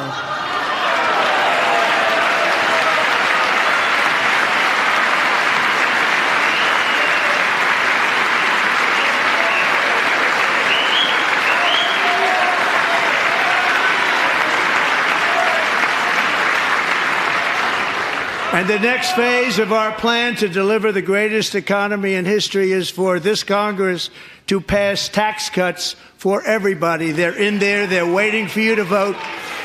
And I'm sure that the people on my right, I don't mean the Republican right, but my right here, I'm sure you're going to vote for those tax cuts, because otherwise I don't believe the people will ever vote you into office. So I'm doing you a big favor by telling you that. But I know this group is going to be voting for the tax.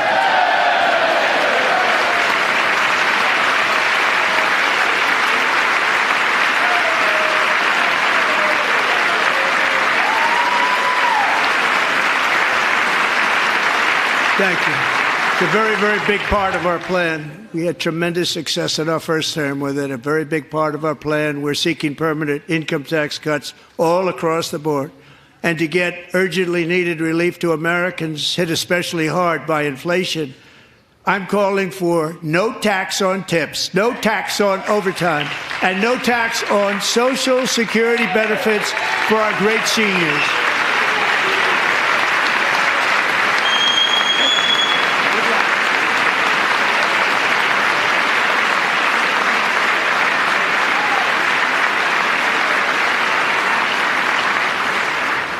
And I also want to make interest payments on car loans tax deductible, but only if the car is made in America.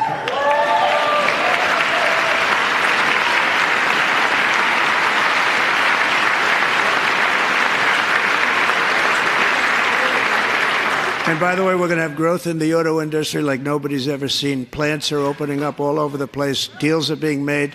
Never seen. That's a combination of the election win and tariffs. It's a beautiful word, isn't it? That, along with our other policies, will allow our auto industry to absolutely boom. It's going to boom. Spoke to the majors today, all three, the top people, and they're so excited. In fact, already numerous car companies have announced that they will be building massive automobile plants in America, with Honda just announcing a new plant in Indiana, one of the largest anywhere in the world.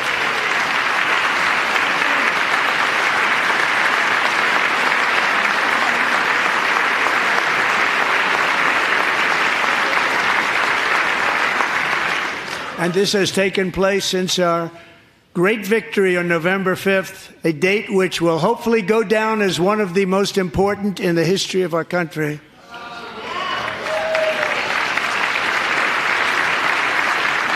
In addition, as part of our tax cuts, we want to cut taxes on domestic production and all manufacturing. And just as we did before, we will provide 100% expensing. It will be retroactive to January 20th, 2025.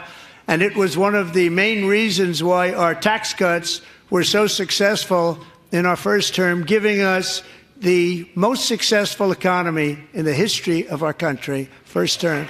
We had a great first term.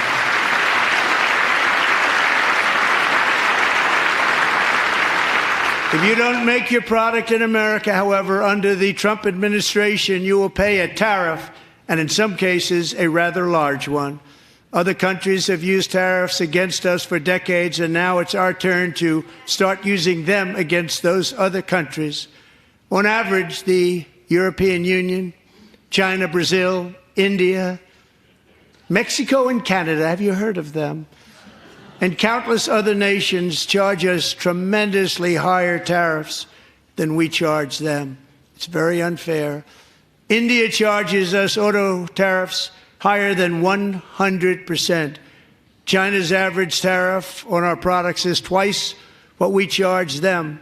And South Korea's average tariff is 4 times higher. Think of that, 4 times higher. And we give so much help militarily and in so many other ways to South Korea. But that's what happens. This is happening by friend and foe. This system is not fair to the United States and never was. And so on April 2nd, I wanted to make it April 1st, but I didn't want to be accused of April Fool's Day. That's not, just one day cost us a lot of money. But we're going to do it in April. I'm a very superstitious person. April 2nd, reciprocal tariffs kick in. And whatever they tariff us, other countries, we will tariff them. That's reciprocal, back and forth. Whatever they tax us, we will tax them. If they do non-monetary tariffs to keep us out of their market, then we will do non-monetary barriers to keep them out of our market. There's a lot of that, too. They don't even allow us in their market. We will take in trillions and trillions of dollars and create jobs like we have never seen before. I did it with China and I did it with others, and the Biden administration couldn't do anything about it because there was so much money they couldn't do anything about it. We have been ripped off for decades by nearly every country on earth, and we will not let that happen any longer.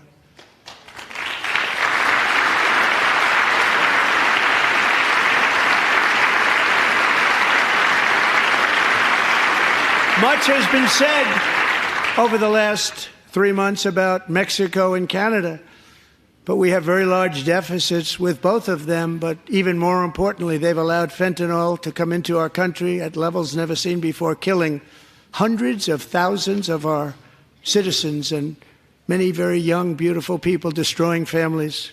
Nobody's ever seen anything like it. They are, in effect, receiving subsidies of hundreds of billions of dollars. We pay subsidies to Canada and to Mexico of hundreds of billions of dollars, and the United States will not be doing that any longer. We're not going to do it any longer.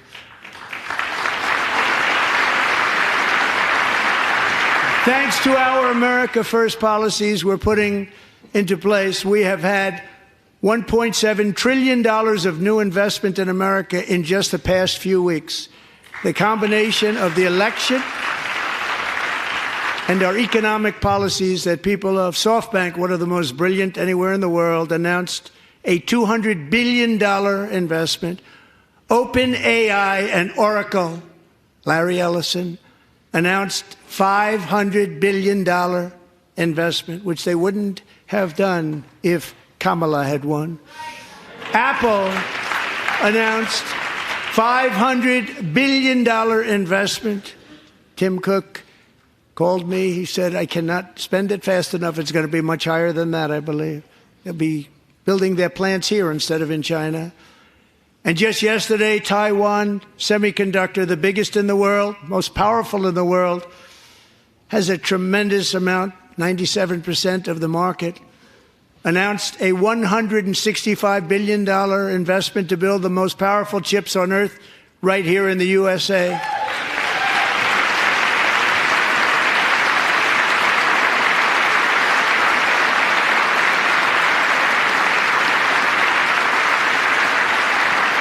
And we're not giving them any money. Your CHIPS Act is a horrible, horrible thing. We give hundreds of billions of dollars, and it doesn't mean a thing. They take our money and they don't spend it. All that meant to them, we're giving them no money. All that was important to them was they didn't want to pay the tariffs, so they came and they're building, and many other companies are coming. We don't have to give them money. We just want to protect our businesses and our people, and they will come because they won't have to pay tariffs if they build in America. So it's very amazing. You should get rid of the CHIP Act, and whatever's left over, Mr. Speaker, you should use it to reduce debt or any other reason you want to.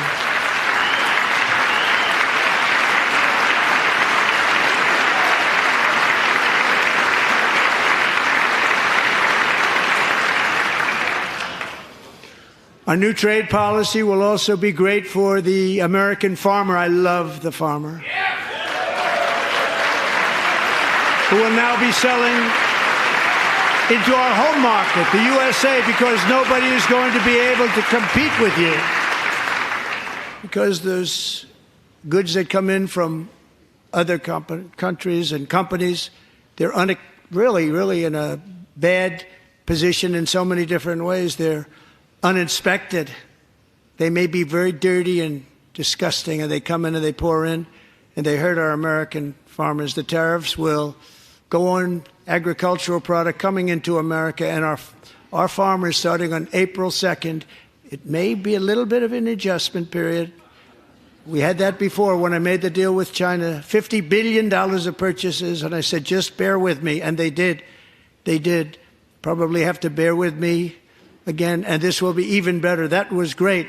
The problem with it was that Biden didn't enforce it. He didn't enforce it. $50 billion of purchases, and we were doing great, but Biden did not enforce it, and it hurt our farmers. But our farmers are going to have a field day right now. So to our farmers, have a lot of fun. I love you too. I love you too. All going to happen.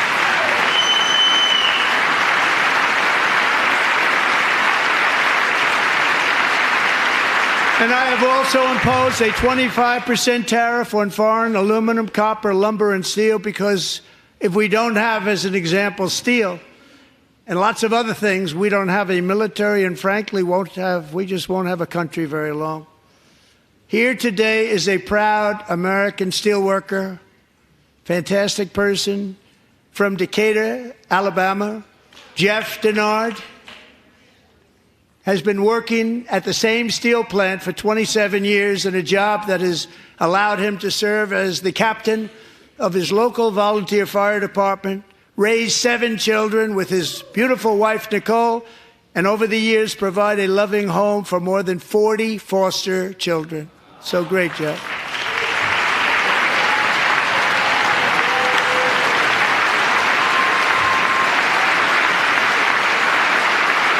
Thank you, Jeff. Thank you, Jeff.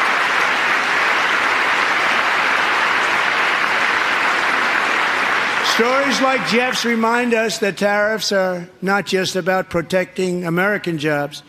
They're about protecting the soul of our country.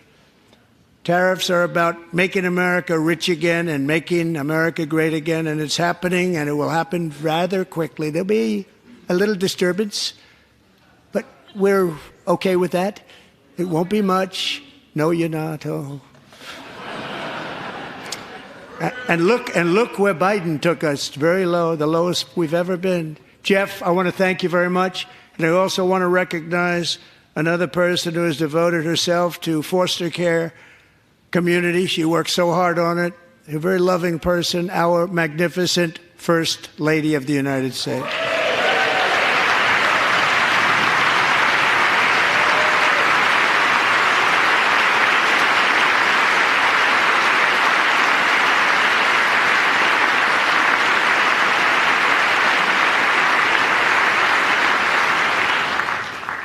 Melania's work has yielded incredible results, helping prepare our nation's future leaders as they enter the workforce. Our First Lady is joined by 2 impressive young women, very impressive. Haley Ferguson, who benefited from the First Lady's Fostering the Future initiative and is poised to complete her education and become a teacher. And Elliston Berry, who became a victim of an illicit deepfake image produced by a peer. With Elliston's help, the Senate just passed the Take It Down Act, and this is so important. Thank you very much, John. John Thune, thank you. Stand up, John. Thank you, John.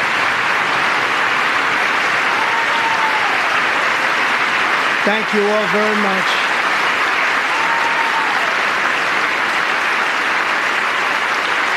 Thank you. And thank you to John Thune and the Senate. Great job. To criminalize the publication of such images online is a terrible, terrible thing. And once it passes the House, I look forward to signing that bill into law. Thank you. And I'm going to use that bill for myself, too, if you don't mind. Because nobody gets treated worse than I do online. Nobody. That's great. Thank you very much to the Senate. Thank you. But if we truly care about protecting Americans' children, no step is more crucial than securing America's borders. Over the past 4 years, 21 million people poured into the United States. Many of them were murderers, human traffickers, gang members, and other criminals from the streets of dangerous cities all throughout the world. Because of Joe Biden's insane and very dangerous open border policies, they are now strongly embedded in our country, but we are getting them out and getting them out fast.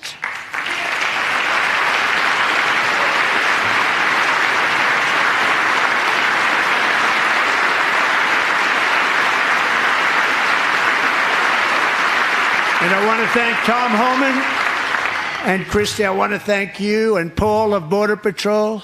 I want to thank you. What a job they've all done. Everybody, Border Patrol, ICE, law enforcement in general is incredible. We have to take care of our law enforcement. Have to.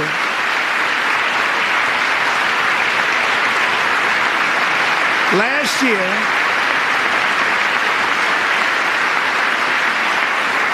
a brilliant 22-year-old nursing student named Laken Riley the best in her class, admired by everybody, went out for a jog on the campus of the University of Georgia. That morning, Laken was viciously attacked, assaulted, beaten, brutalized, and horrifically murdered. Laken was stolen from us by a savage illegal alien gang member who was arrested while trespassing across Biden's open southern border and then set loose into the United States under the heartless policies of that failed administration. It was indeed a failed administration. He had then been arrested and released in a Democrat-run sanctuary city, a disaster, before ending the life of this beautiful young angel. With us this evening are Laken's beloved mother, Allison, and her sister, Lauren.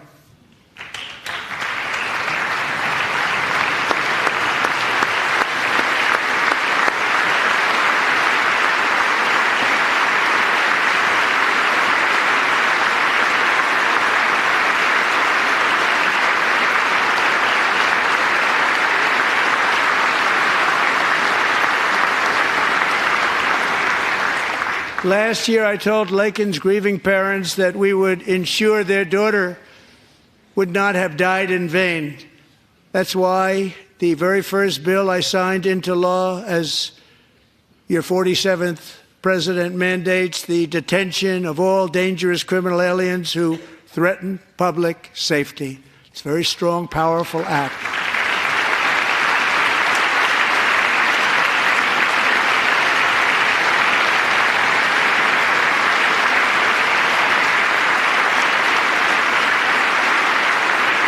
It's called the Laken-Riley Act. So Allison and Lauren, America will never, ever forget our beautiful Laken Hope Riley.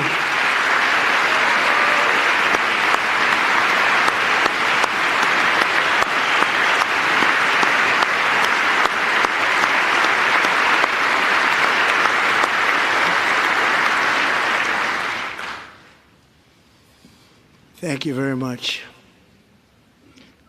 Since taking office, my administration has launched the most sweeping border and immigration crackdown in American history, and we quickly achieved the lowest numbers of illegal border crossers ever recorded. Thank you.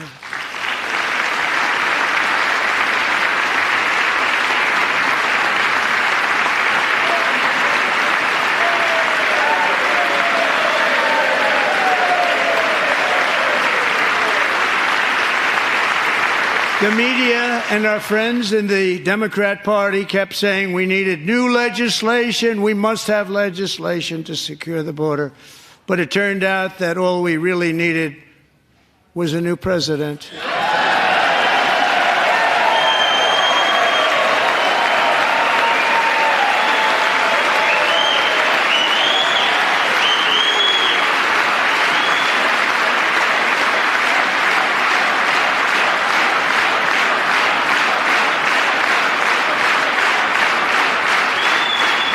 Thank you. Joe Biden didn't just open our borders, he flew illegal aliens over them to overwhelm our schools, hospitals, and communities throughout the country. Entire towns like Aurora, Colorado, and Springfield, Ohio, buckled under the weight of the migrant occupation and corruption like nobody's ever seen before. Beautiful towns destroyed. Now, just as I promised in my inaugural address, we are achieving the great liberation of America.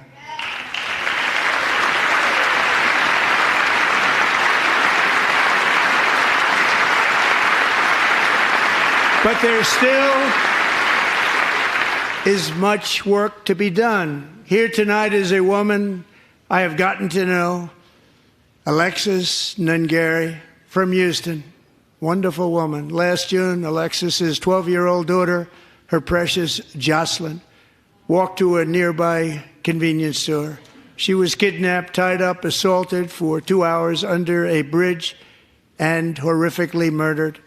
Arrested and charged with this heinous crime are 2 illegal alien monsters from Venezuela, released into America by the last administration through their ridiculous open border. The death of this beautiful 12-year-old girl and the agony of her mother and family touched our entire nation greatly. Alexis, I promised that we would always remember your daughter, your magnificent daughter, and earlier tonight I signed an order keeping my word to you. One thing I have learned about Jocelyn is that she loved animals so much. She loved nature. Across Galveston Bay, from where Jocelyn lived in Houston, you will find a magnificent national wildlife refuge, a pristine, peaceful, 34,000-acre sanctuary for all of God's creatures on the edge of the Gulf of America. Alexis, moments ago, I formally renamed that refuge in loving memory of your beautiful daughter, Jocelyn. So, Mr. Vice President, if you would, may I have the order?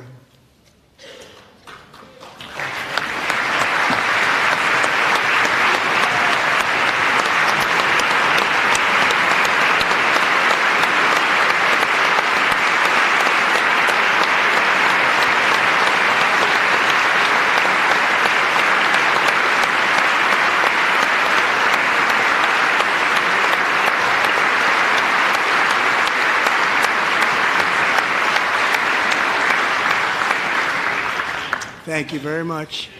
All three savages charged with Jocelyn and Lakin's murders were members of the Venezuelan prison gang, the toughest gang, they say, in the world, known as Tren de Aragua. 2 weeks ago, I officially designated this gang, along with MS-13 and the bloodthirsty Mexican drug cartels, as foreign terrorist organizations.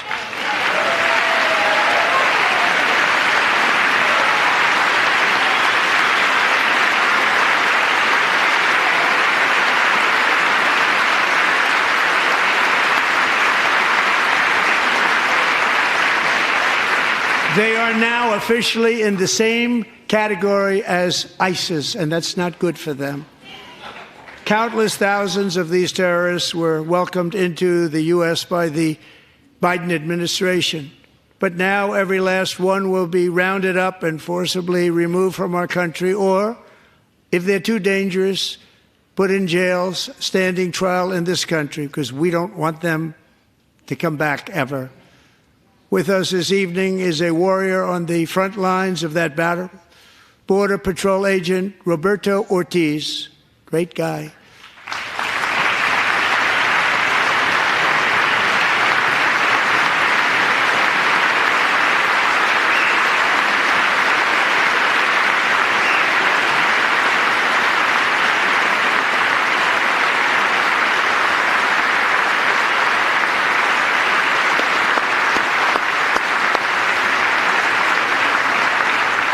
In January, Roberto and another agent were patrolling by the Rio Grande near an area known as Cartel Island. Doesn't sound too nice to me.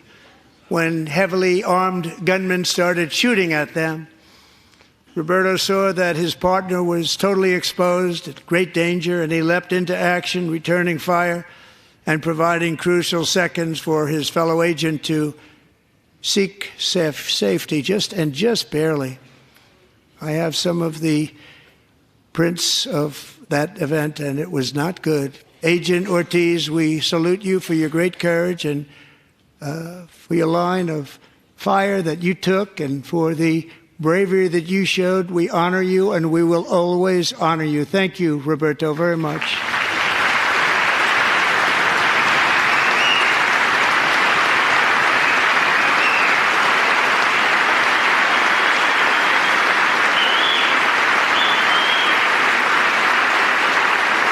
Thank you, Roberto. And I actually got to know him on my many calls to the border. He's a great gentleman. The territory to the immediate south of our border is now dominated entirely by criminal cartels that murder, rape, torture, and exercise total control. They have total control over a whole nation, posing a grave threat to our national security. The cartels are waging war on America, and it's time for America to wage war on the cartels, which we are doing.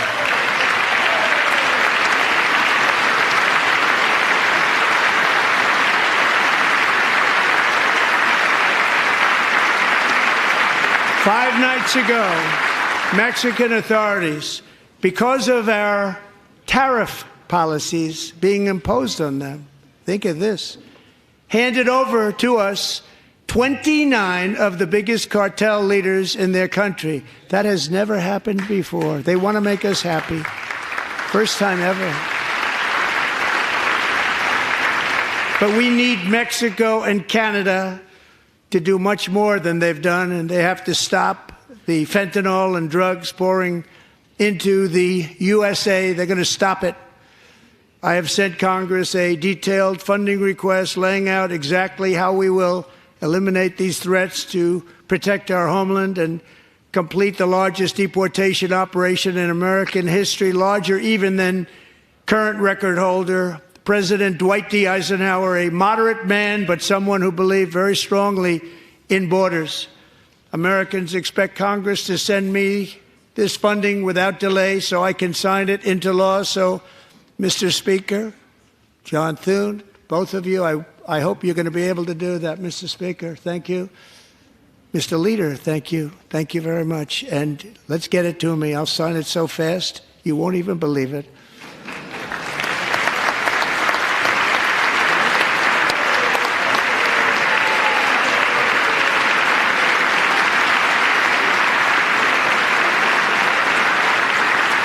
And as we reclaim our sovereignty, we must also bring back law and order to our cities and towns.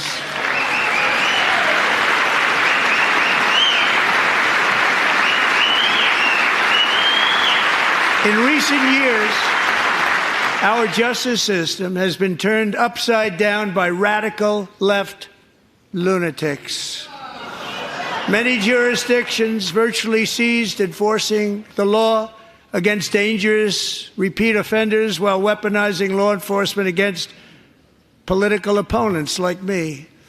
My administration has acted swiftly and decisively to restore fair, equal, and impartial justice under the constitutional rule of law, starting at the FBI and the DOJ. Pam, good luck. Cash, wherever you may be, good luck. Good luck. Pam Bondi. Good luck. So important. Going to do a great job. Cash, thank you. Thank you, Cash.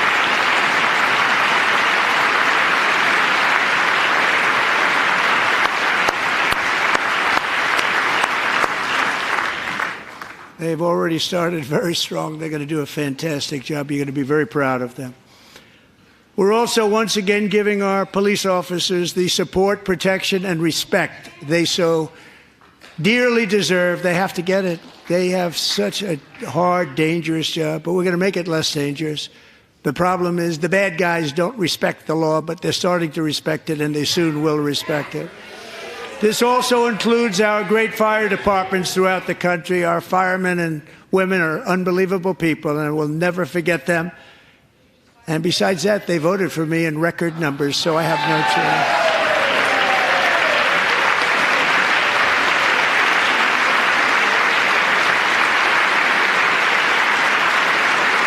One year ago this month, 31-year-old New York police officer Jonathan Diller, unbelievably wonderful person and a great officer, was gunned down at a traffic stop on Long Island. I went to his funeral.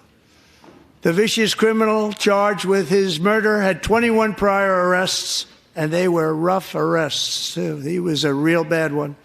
The thug in the seat next to him had 14 prior arrests and went by the name of Killer. He was Killer. He killed other people, they say, a lot of them. I attended Officer Diller's service, and when I met his wife and one-year-old son, Ryan, it was very inspirational, actually. His widow's name is Stephanie, and she is here tonight. Stephanie, thank you very much, Stephanie. Thank you very much.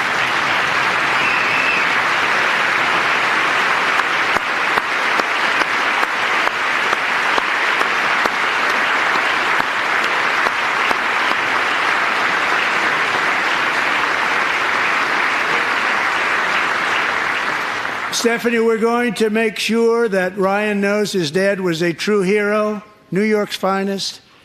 And we're going to get these cold-blooded killers and repeat offenders off our streets, and we're going to do it fast. Got to stop it. They get out with 28 arrests. They push people into subway trains. They hit people over the head, back of the head with baseball bats. We got to get them out of here.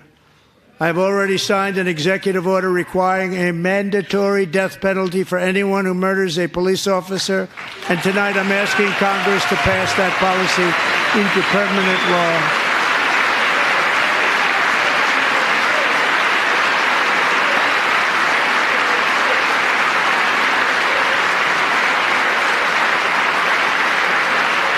I'm also asking for a new crime bill getting tough on repeat offenders while enhancing protections for America's police officers so they can do their jobs without fear of their lives being totally destroyed.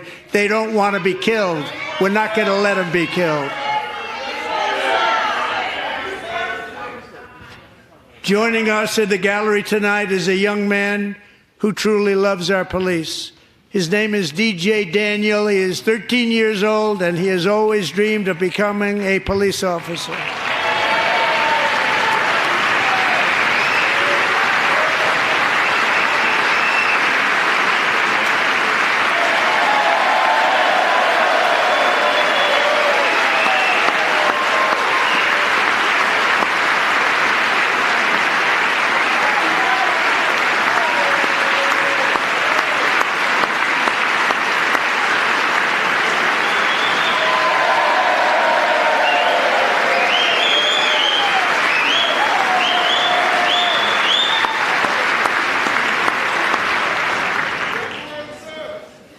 But in 2018, DJ was diagnosed with brain cancer.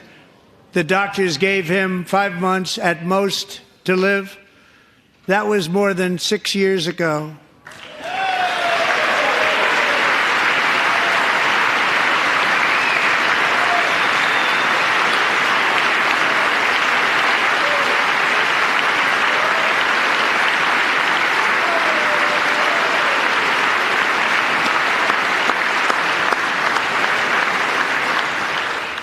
Since that time, DJ and his dad have been on a quest to make his dream come true, and DJ has been sworn in as an honorary law enforcement officer, actually a number of times. The police love him, the police departments love him. And tonight, DJ, we're going to do you the biggest honor of them all. I am asking our new Secret Service Director, Sean Curran, to officially make you an agent of the United States Secret Service.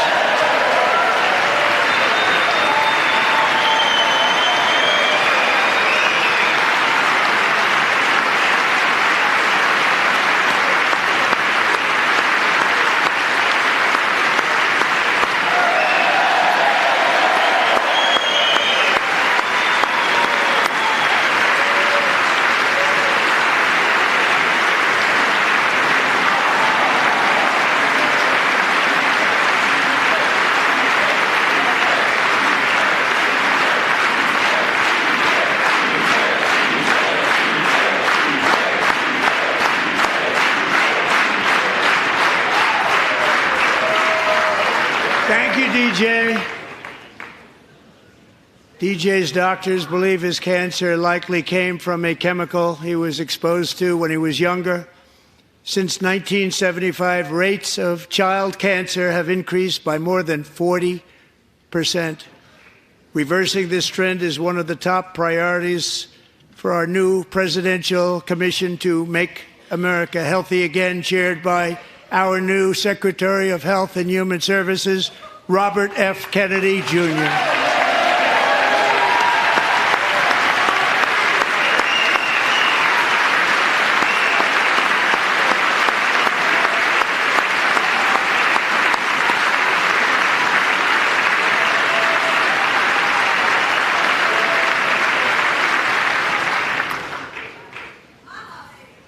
With the name Kennedy, you would have thought everybody over here would have been cheering. How quickly they forget. Our goal is to get toxins out of our environment, poisons out of our food supply, and keep our children healthy and strong. As an example, not long ago, and you can't even believe these numbers, 1 in 10,000 children had autism, 1 in 10,000, and now it's 1 in 36. There's something wrong, 1 in 36, think of that. So we're going to find out what it is, and there's nobody better than Bobby and all of the people that are working with you. You have the best to figure out what is going on. Okay, Bobby, good luck. It's a very important job. Thank you.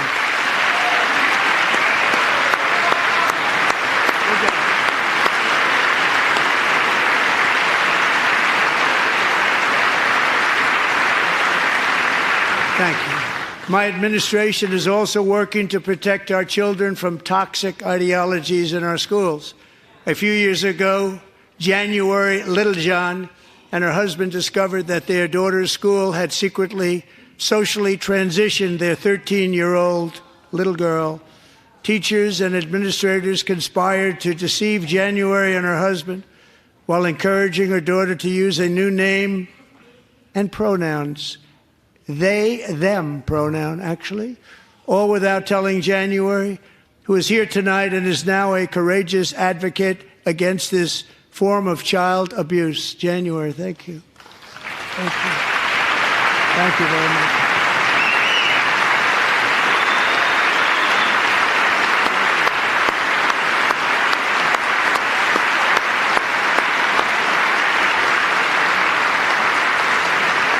Thank you. Stories like this are why, shortly after taking office, I signed an executive order banning public schools from indoctrinating our children with transgender ideology.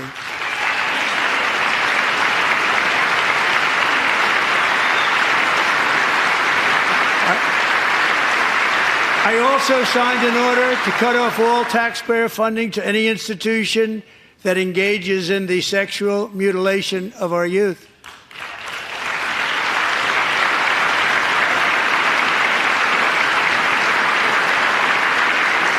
And now I want Congress to pass a bill permanently banning and criminalizing sex changes on children and forever ending the lie that any child is trapped in the wrong body. This is a big lie.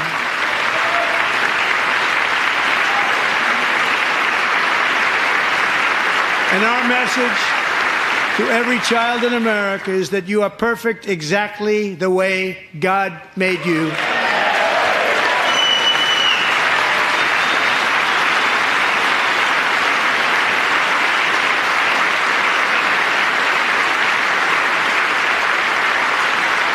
Because we're getting wokeness out of our schools and out of our military, and it's already out, and it's out of our society. We don't want it. Wokeness is trouble. Wokeness is bad. It's gone. It's gone. And we feel so much better for it, don't we? Don't we feel better? Our service members won't be activists and ideologues. They will be fighters and warriors. They will fight for our country. And Pete, congratulations. Secretary of Defense, congratulations.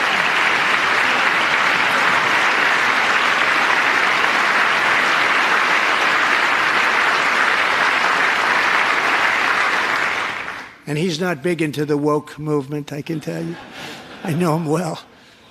I am pleased to report that in January, the U.S. Army had its single best recruiting month in 15 years, and that all armed services are having among the best recruiting results ever in the history of our services.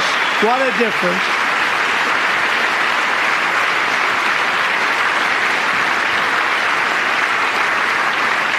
And you know, it was just a few months ago where the results were exactly the opposite. We couldn't recruit anywhere. We couldn't recruit. Now we're having the best results just about that we've ever had. What a tremendous turnaround. It's really a beautiful thing to see. People love our country again. It's very simple. They love our country, and they love being in our military again. So it's a great thing, and thank you very much. Great job. Thank you.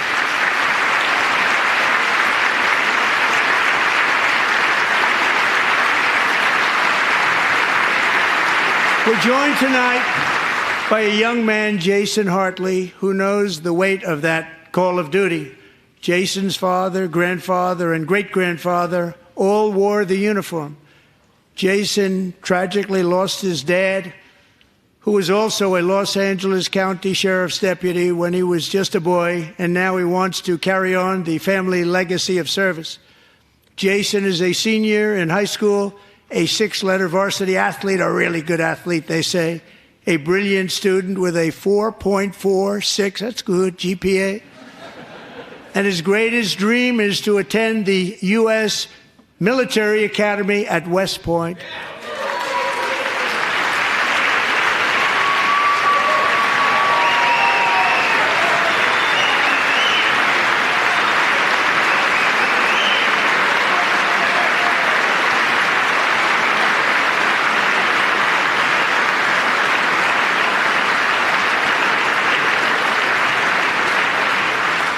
And Jason, that's a very big deal getting in. That's a hard one to get into. But I'm pleased to inform you that your application has been accepted. You will soon be joining the Corps of Cadets.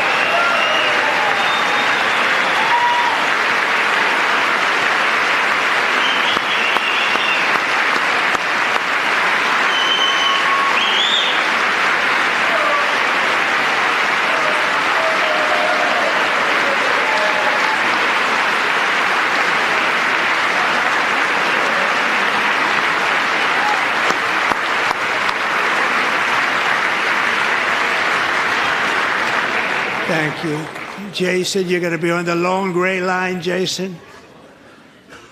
As Commander-in-Chief, my focus is on building the most powerful military of the future. As a first step, I'm asking Congress to fund a state-of-the-art Golden Dome missile defense shield to protect our homeland, all made in the USA.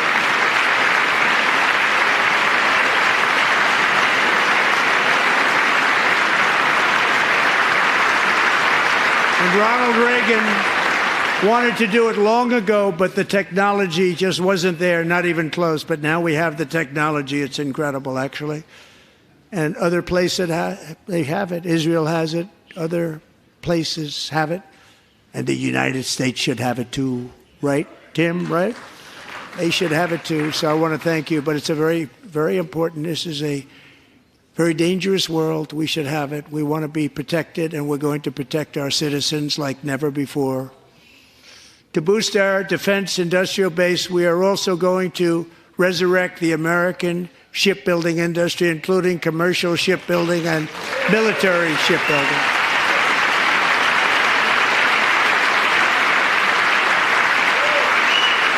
And for that purpose, I am announcing tonight that we will create a new Office of Shipbuilding in the White House and offer special tax incentives to bring this industry home to America where it belongs. We used to make so many ships.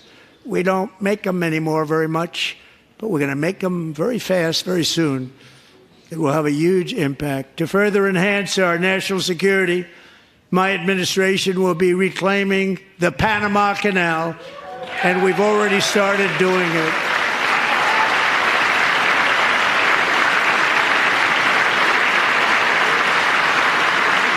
Just today, a large American company announced they are buying both ports around the Panama Canal and lots of other things having to do with the Panama Canal and a couple of other canals. The Panama Canal was built by Americans for Americans, not for others, but others could use it. But it was built at tremendous cost of American blood and treasure. 38,000 workers died building the Panama Canal. They died of malaria. They died of snake bites and mosquitoes. Not a nice place to work. They paid them very highly to go there, knowing there was a 25% chance that they would die. The most expensive project also that was ever built in our country's history, if you bring it up to modern day costs. It was given away by the Carter administration for $1. But that agreement has been violated very severely. We didn't give it to China. We gave it to Panama, and we're taking it back.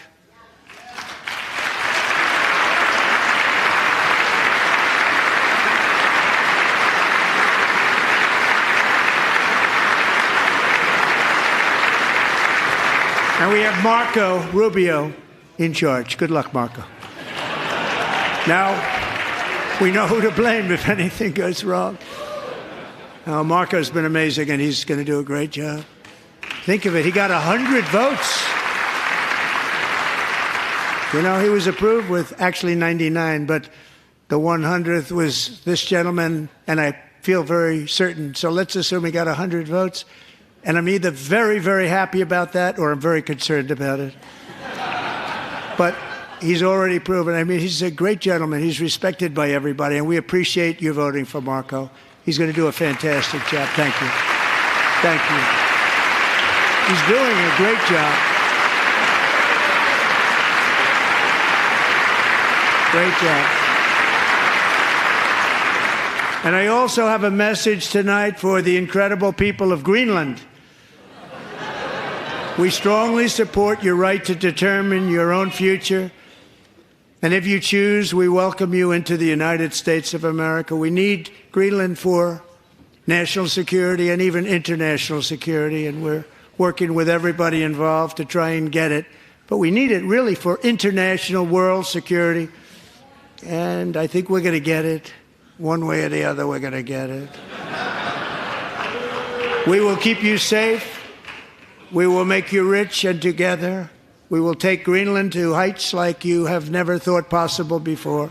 It's a very small population, but very, very large piece of land and very, very important for military security. America is once again standing strong against the forces of radical Islamic terrorism.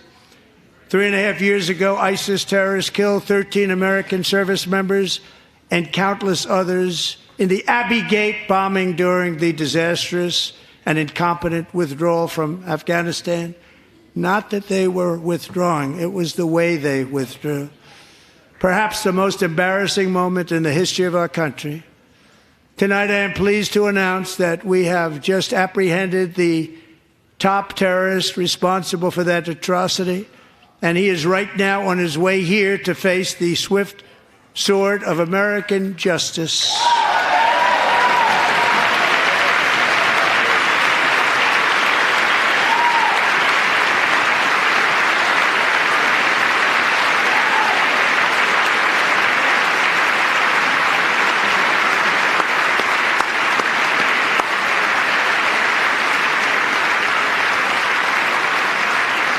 And I want to thank especially the government of Pakistan for helping arrest this monster.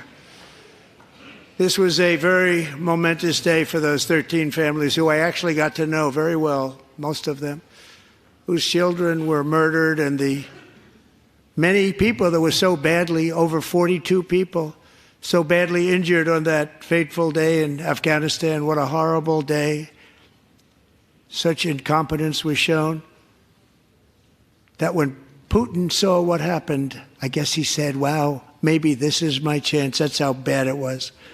Should have never happened. Grossly incompetent people. I spoke to many of the parents and loved ones, and they're all in our hearts tonight. Just spoke to them on the phone. We had a big call. Every one of them called, and everybody was on the line, and they did nothing but cry with happiness. They were very happy, as happy as you can be under those circumstances. Their child, brother, sister, son, daughter was killed for no reason whatsoever. In the Middle East, we're bringing back our hostages from Gaza. In my first term, we achieved one of the most groundbreaking peace agreements in generations, the Abraham Accords.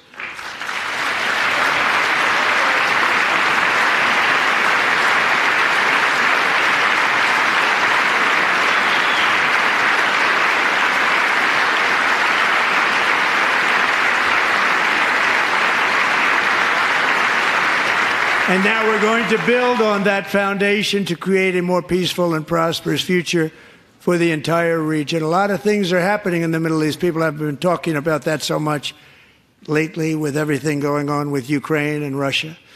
But a lot of things are happening in the Middle East. It's a rough neighborhood, actually. I'm also working tirelessly to end the savage conflict in Ukraine.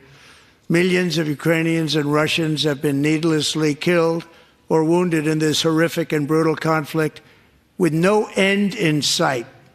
The United States has sent hundreds of billions of dollars to support Ukraine's defense with no security, with no anything.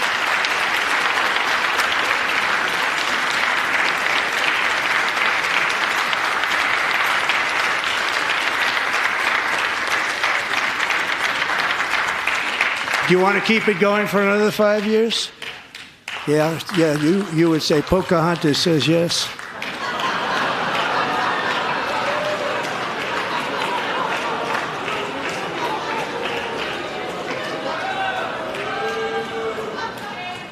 $2,000 people are being killed every single week. More than that. They're Russian young people. They're Ukrainian young people. They're not Americans. But I want it to stop. Meanwhile, Europe has sadly spent more money buying Russian oil and gas than they have spent on defending Ukraine, by far. Think of that. They've spent more buying Russian oil and gas than they have defending. And we've spent perhaps $350 billion, like taking candy from a baby. That's what happened. And they've spent $100 billion. What a difference that is. And we have an ocean separating us, and they don't. But we're getting along very well with them, and lots of good things are happening. Biden has authorized more money in this fight than Europe has spent by billions and billions of dollars. It's hard to believe that they wouldn't have stopped it and said at some point, come on, let's equalize. You got to be equal to us. But that didn't happen. Earlier today, I received an important letter from President Zelensky of Ukraine. The letter reads, Ukraine is ready to come to the negotiating table as soon as possible to bring lasting peace closer. Nobody wants peace more than the Ukrainians, he said. My team and I stand ready to work under President Trump's strong leadership to get a peace that lasts. We do really value how much America has done to help Ukraine maintain its sovereignty and independence. Regarding the agreement on minerals and security, Ukraine is ready to sign it at any time that is convenient for you. I appreciate that he sent this letter, just got it a little while ago. Simultaneously, we've had serious discussions with Russia and have received strong signals that they are ready for peace. Wouldn't that be beautiful? Wouldn't that be beautiful?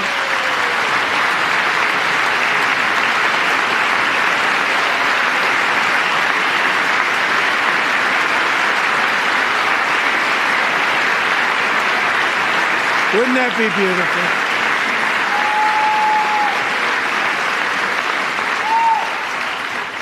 It's time to stop this madness. It's time to halt the killing.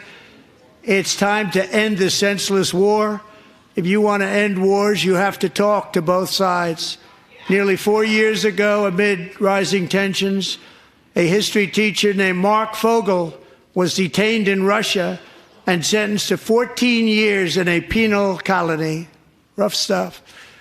The previous administration barely lifted a finger to help him. They knew he was innocent, but they had no idea where to begin. But last summer, I promised his 95-year-old mother, Malphine, that we would bring her boy safely back home. After 22 days in office, I did just that, and they are here tonight.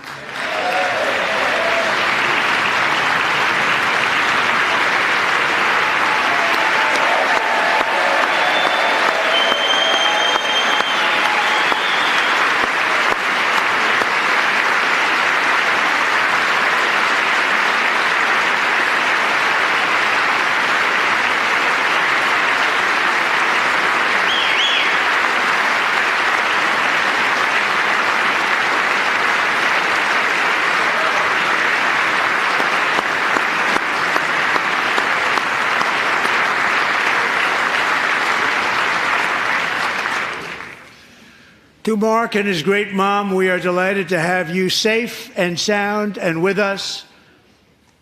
As fate would have it, Mark Fogel was born in a small rural town in Butler, Pennsylvania. Have you heard of it?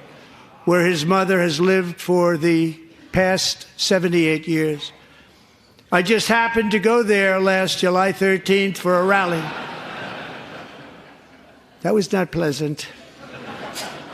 And that is where I met his beautiful mom right before I walked onto that stage. And I told her I would not forget what she said about her son. And I never did I? Never forgot. Less than 10 minutes later, at that same rally, gunfire rang out, and a sick and deranged assassin unloaded 8 bullets from his sniper's perch into a crowd of many thousands of people. My life was saved by a fraction of an inch, but some were not so lucky. Corey Comparator was a firefighter, a veteran, a Christian, a husband, a devoted father, and above all, a protector. When the sound of gunshots pierced the air, it was a horrible sound. Corey knew instantly what it was and what to do. He threw himself on top of his wife and daughters and shielded them from the bullets with his own body. Corey was hit really hard.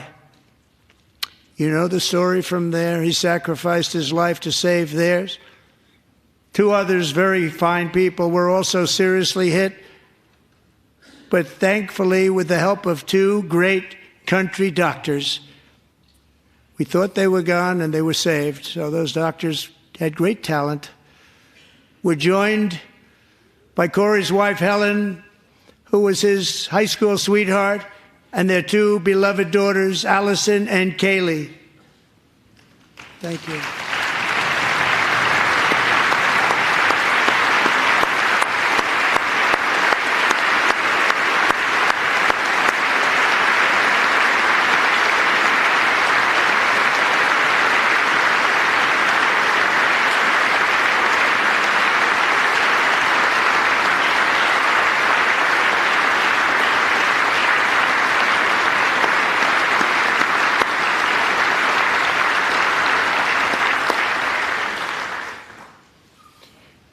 To Helen, Allison, and Kaylee, Corey is looking down on his 3 beautiful ladies right now, and he is cheering you on. He loves you. He is cheering you on.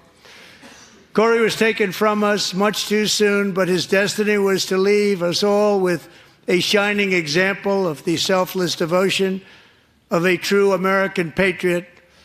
It was love like Corey's that built our country, and it's love like Corey's that is going to make our country more majestic than ever before.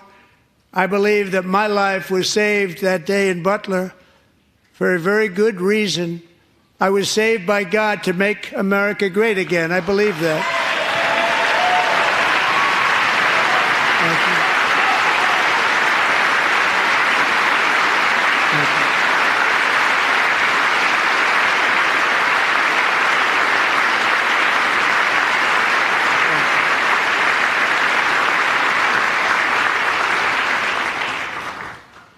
Thank you very much. From the patriots of Lexington and Concord to the heroes of Gettysburg and Normandy, from the warriors who crossed the Delaware to the trailblazers who climbed the Rockies, and from the legends who soared at Kitty Hawk to the astronauts who touched the moon, Americans have always been the people who defied all odds, transcended all dangers, made the most extraordinary sacrifices, and did whatever it took to defend our children, our country, and our freedom.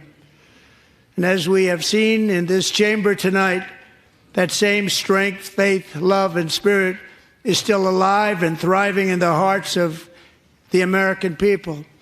Despite the best efforts of those who would try to censor us, silence us, break us, destroy us, Americans are today a proud, free, sovereign, and independent nation that will always be free, and we will fight for it till death. We will never let anything happen to our beloved country, because we are a country of doers, dreamers, fighters, and survivors. Our ancestors crossed a vast ocean, strode into the unknown wilderness and carved their fortunes from the rock and soil of a perilous and very dangerous frontier. They chased our destiny across a boundless continent. They built the railroads, laid the highways, and graced the world with American marvels like the Empire State Building, the mighty Hoover Dam, and the towering Golden Gate Bridge.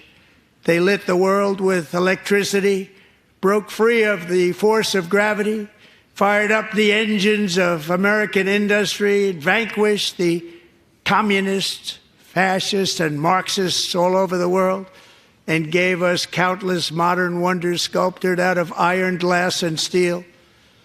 We stand on the shoulders of these pioneers who won and built the modern age, these workers who poured their sweat into the skylines of our cities, these warriors who shed their blood on fields of battle and gave everything they had for our rights and for our freedom.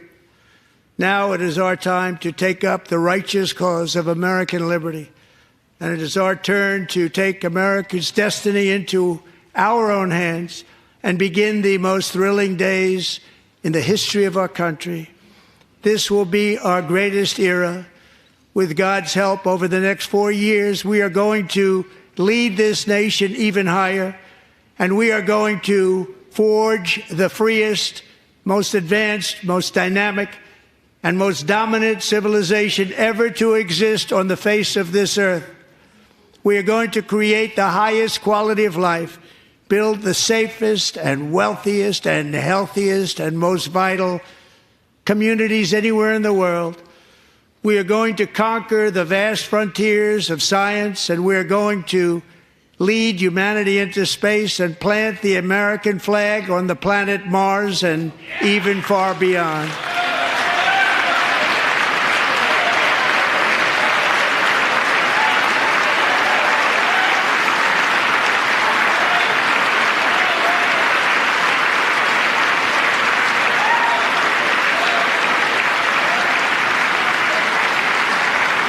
And through it all, we are going to rediscover the unstoppable power of the American spirit. And we are going to renew unlimited promise of the American dream. Every single day, we will stand up and we will fight, fight, fight for the country our citizens believe in and for the country our people deserve.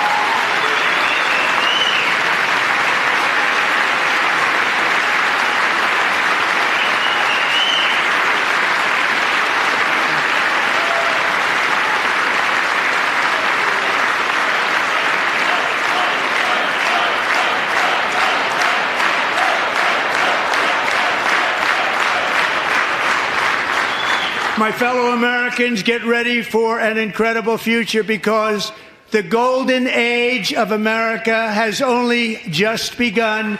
It will be like nothing that has ever been seen before. Thank you, God bless you, and God bless America.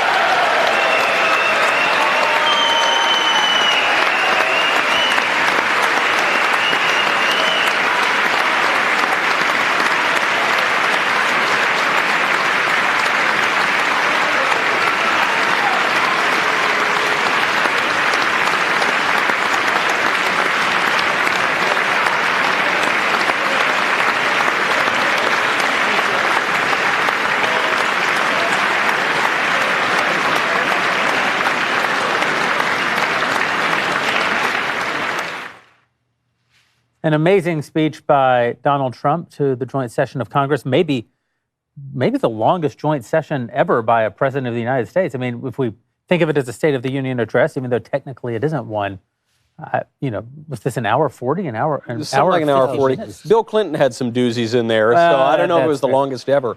But, I was there at Biden's last year, and it felt long.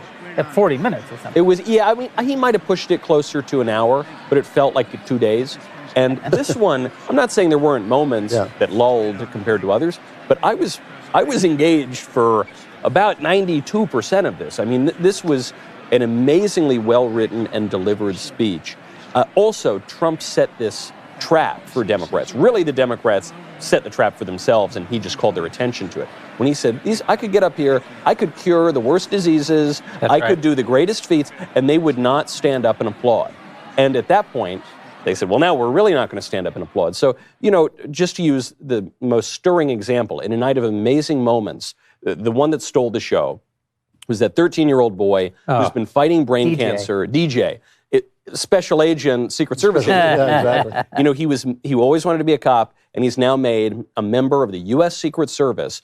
And you just think, man, if you can't agree in this country that is a good thing, we have nothing in common. We have nothing that we can agree on. And the Democrats would not stand up. Many of them would not even applaud a little kid fighting cancer.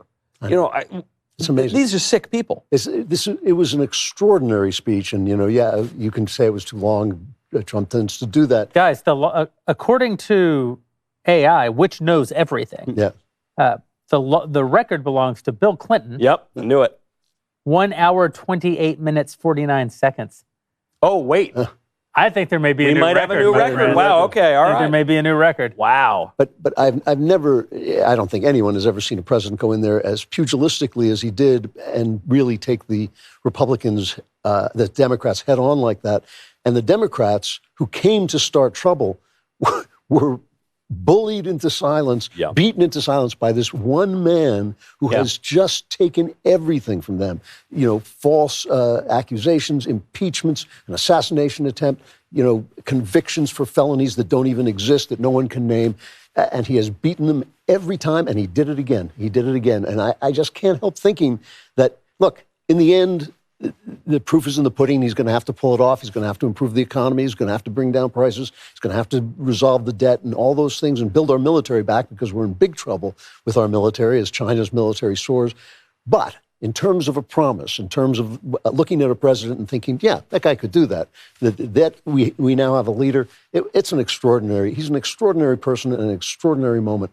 And he has this way of blowing away all the kind of picayune criticisms that you can throw at him, because it's been so long since anybody stood up and said, this is a great country and I will bring it to another level of greatness. Who has said that besides Reagan? Since Reagan. Right. Who has said this is a wonderful, wonderful country, which it is, and I will make it in, and I will stand up into that tradition and move it to the next step. It was an amazing thing, and I don't know. I can't help thinking, I could be wrong. You never know about this stuff, but I can't help thinking that after the press fumes and screams and roars and shakes their fists, the American people are just going to pushes his popularity up to the next level. You know what they won't be able to say? They always say after Trump speeches, it was dark and divisive. Yeah. And the reality is, there was nothing dark about this speech. Trump was having a great time. Yeah, he looked like he was having fun. And this, I think, really off-footed the Democrats. Trump was having so much fun, and it was infectious, and the audience was having fun, and they did not know how to react to that. Yeah. So I can't name even a tenth of the examples, but when Trump goes out there, he says, we killed the top terrorist in Afghanistan. The Democrats, not only do they not stand, they don't applaud. So the Democrats formally come out in favor of the top terrorist in Afghanistan. When Trump says we're taking down the cartels, the Democrats don't applaud. Democrats formally come out as pro-cartel. That's a curious political choice. Right. When Trump announces that he brought an American citizen home from a Russian prison, they can't even applaud that. They booed the police. They booed the police. That's no surprise. We got to support the police, and they booed. But that moment is past. Yeah, that moment when you could say maybe one of the stupidest things any political party has ever supported, defunding the police. That moment of hysteria and dizziness and vertigo has gone. Yeah. And now we remember the obvious thing. We need police because they're bad guys, and we need good guys to stop the bad guys. And he supports them. They're booing. They're literally booing it. They're not just not standing up. They're literally booing him. Yeah. Unbelievable. And the Democrats, they do not know. I said this to Megyn Kelly the other day. They simply do not know what has happened. And what has happened is that force field of protection that was given to them by our rotten, corrupt, left-wing establishment press has been destroyed by people like us, and by Megyn and by Joe Rogan and by all those people. This new media has wiped it away. And they're still there. They still have a lot of reporting power, but they do not have the power to lie without being exposed in real time, thanks to Elon Musk to some degree on X, that they can be exposed and people see through them. They don't get it. They don't get that their force field is gone. Should we talk about Al Green getting thrown out? Not the good singer. Yeah, I'm talking about I was going to say, I always liked Al Green. When he stood up there right at the beginning, I just thought, wow, he's a ridiculous person. Yes. But really, he was just, by degree, a little bit more extreme than the Democrats. Many of them were heckling him tonight. Yes. And I thought from the moment they started doing that, I said, this is it's inappropriate, it's disreputable, but it's just a bad political choice. I agree. I also think it was a bad choice of the people who were producing the actual video broadcast of the speech, not to let us hear what he was saying. Yeah. Because he went to all that trouble. It was so disruptive. It's shut down the speech. All these things happen, and none of us know what on earth. I mean, he had a cane. I think you made the point that it was like from the 1800s. The caning of Sumner or something? Exactly. Yeah, right. But I don't know what the guy was on about. But you could tell, obviously, that Speaker Johnson was already prepared for this. Yes. He had all of the procedural order in front of him so that he'd be able to react, because the Democrats were forecasting that they were going to cause this kind of trouble for the entire day leading into this. And Al Green, I think, has already introduced articles of impeachment against Trump, and he's tried to impeach him like 150 times already. Yeah. So he's a slightly more extreme version of the Democrats. But all the heckling tonight, I just thought, it was going to be a bad night for the Democrats because they lost the Electoral College by a lot. They lost the popular vote significantly and for the first time in 20 years. So it was just going to be a bad night.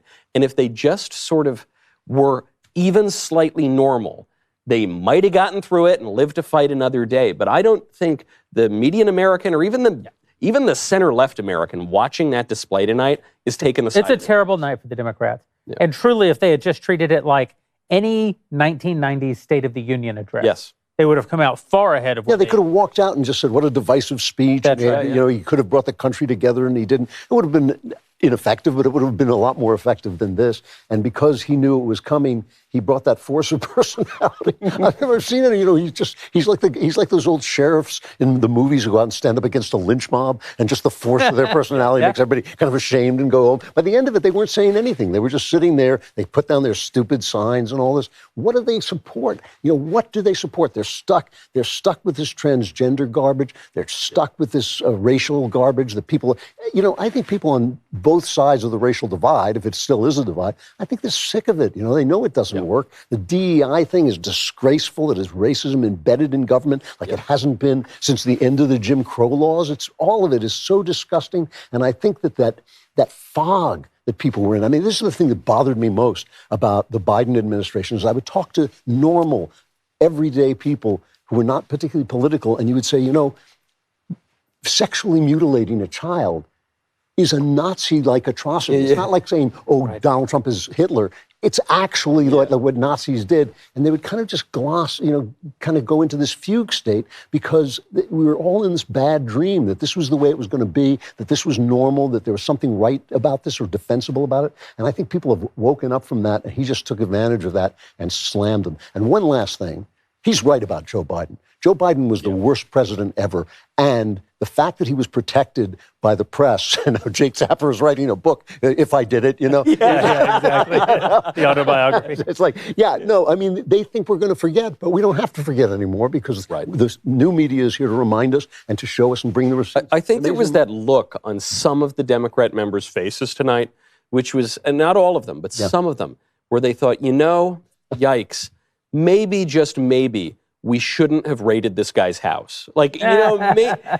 Because Donald Trump woke up today and he chose violence. He knew. He came to this thing. He said, I've paid a lot, and I nearly lost my life, very nearly on one occasion, and almost on another occasion, to be here. I've given up a lot for this job, and you people, you tried to throw me in prison 4 times. You tried to kick me off the ballot. You tried to murder me. You raided my home, and guess what? Yeah. Guess who's laughing now? Yeah. Guess how did that? He even asked the question of the members. How did that work out? How did that work out for you? Just a political vindication, the likes of which we have never seen in this country before. And you're right, that line where he said, I could do anything and you wouldn't stand up, it actually kind of cut their legs off. Yes. Because he started by saying, look, what would you applaud for? What would you? And they proved that he was right. And so it just kind of took the legitimacy away from them. It's kind of amazing. And I did enjoy seeing Walsh and Shapiro in the gallery. Yeah, Riley, do we have any video of Ben and Matt at the event? Quite an amazing thing. Yeah. Oh, I we have a believe Democrat. we may have the Democrat response. Let's hear what they're saying. I also signed an executive order That to doesn't ban sound like a Democrat. men from playing in women's sports.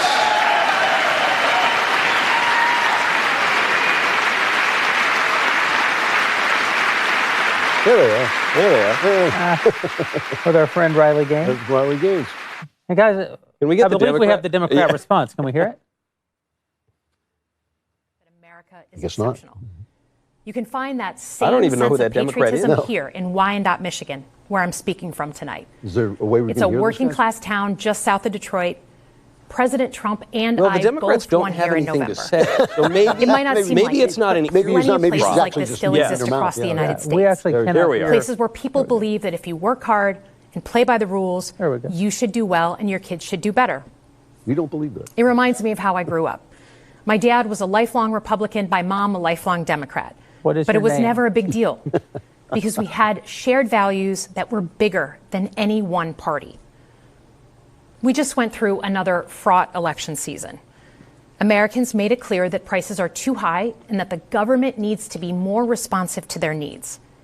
America wants change. And But we there's don't a want responsible way to gangsters, make and we don't change want you and a castrating reckless little way. kids.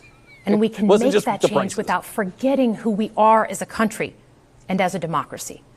So that's what I'm going to lay out tonight. Because whether you're from Wyandotte or Wichita, most Americans share three core beliefs: that the middle class is the engine of our country, that strong national security protects us from harm, and that our democracy, no matter how messy, is unparalleled and worth fighting for. Let's start with the economy. Michigan literally invented the middle class. The revolutionary idea that you can work at an auto plant and afford There's a the lab, party I where think, no in one Yeah. Minneapolis. That's the American dream. Oh, that's not even And in Michigan. order Sorry, to Detroit. expand and protect Because the I'm middle pretty class, sure it was we have like to do Italy a in the few High Middle basic Ages that invented the middle. We need to I don't break down the know. price of things we spend the most money on: groceries, housing, healthcare. We need to make more things in America with good-paying union jobs and bring our supply chains back home She's from right. places I'm voting like for China. Trump. We need to give American businesses I actually the have to say she's certainty doing a they very need good to job. invest But I and don't. create the I jobs actually of the don't future. understand how she is And we need a juxtaposing tax system the that's Democrat fair for platform people who from don't have Trump's to make administration $1 right billion. now. Yeah. Look, the president talked a big game on the economy, but it's always important to read the fine print. So, do his plans actually help Americans get ahead? Not even close. President Trump is trying to deliver an unprecedented giveaway to his billionaire friends. He's on the hunt to find trillions of dollars to pass along to the wealthiest in America. And to do that, he's going to make you pay in every part of your life. Grocery and home prices are going up, not down, and he hasn't laid out a credible plan to deal with either of those. His tariffs on allies like Canada will raise prices on energy, lumber, and cars, and start a trade war that will hurt manufacturing and farmers. Your premiums and prescriptions will cost more because the math on his proposals doesn't work without going after your health care. Meanwhile, for those keeping score, the national debt is going up, not down. And if he's not careful, he could walk us right into a recession. And one more thing. In order to pay for his plan, he could very well come after your retirement. The Social Security, Medicare, Come on, and that's VA they were benefits talking you about whole taking lifetime. your savings. The These president guys. claims he won't, but Elon Musk just called Social Security the biggest Ponzi scheme of all time. I mean, in fairness, it is the biggest that is- Ponzi While scheme we're on of the all subject time. of Elon Musk, But Trump is there anyone in won't touch America it. who is comfortable with him and his gang of 20-year-olds using their own computer servers to poke through your tax returns, your health information, and your bank accounts? No oversight, no They're actually using the protections U.S. against Digital cyber Service, attacks. Yeah, which I is a know. branch of No the federal government. guardrails on what they do with your private data. And We 20-year-olds need are a the more only If it's people my who know how to do private, this. if You it's wanna my cut private waste? data, I'll why help does the you do government it. have it? And all those people, what are there, like 100,000 people in the Treasury The Department mindless looking at firing you? of people who work to protect our nuclear weapons keep our planes from crashing, and conduct the research that finds This is, by the way, what I cure mean for by the cancer, press, right? only to In the old rehire them days, 2 days the later? press would have said No all this was CEO true. in America Yeah, could do people that would have without being actually, summarily thought fired. that maybe it was true. But now, So we've talked about economic security. How about national She is quite good, whoever she is. Let's start I with actually the think border. she's quite a good presenter. They made a Someone who spent my choice to whole seem career normal. protecting our homeland, They picked someone we'd never heard of. deserves to Yes, know that's true. what That's is right. coming That's right. across its She's border. a blue dog, man. Period. Democrats and Republicans should all be for that. But securing the border without actually fixing our broken immigration system is dealing with the symptom and not the disease. Oh, my Lord. America is a nation No. of immigrants. but also we need got a rid of the functional symptom. system keyed to the needs of our economy. But that's dealing with the that disease. allows Yeah, there's The actually- symptom is I all the know. illegals that are here. Illegally. Right. So I look forward to the president's plan on that. Because here's the thing. Today's world is deeply interconnected. Migration, cyber threats, AI, environmental destruction, terrorism. Until we can solve One it all, we nation can't solve cannot any of face it. these issues Yeah. alone. We need friends in all corners, and our safety depends on it. President Trump loves to say peace through strength. That's actually a line he stole from Ronald Reagan. But let me tell you, after the spectacle that just took place in the Oval Office last week, Reagan must be rolling in his grave.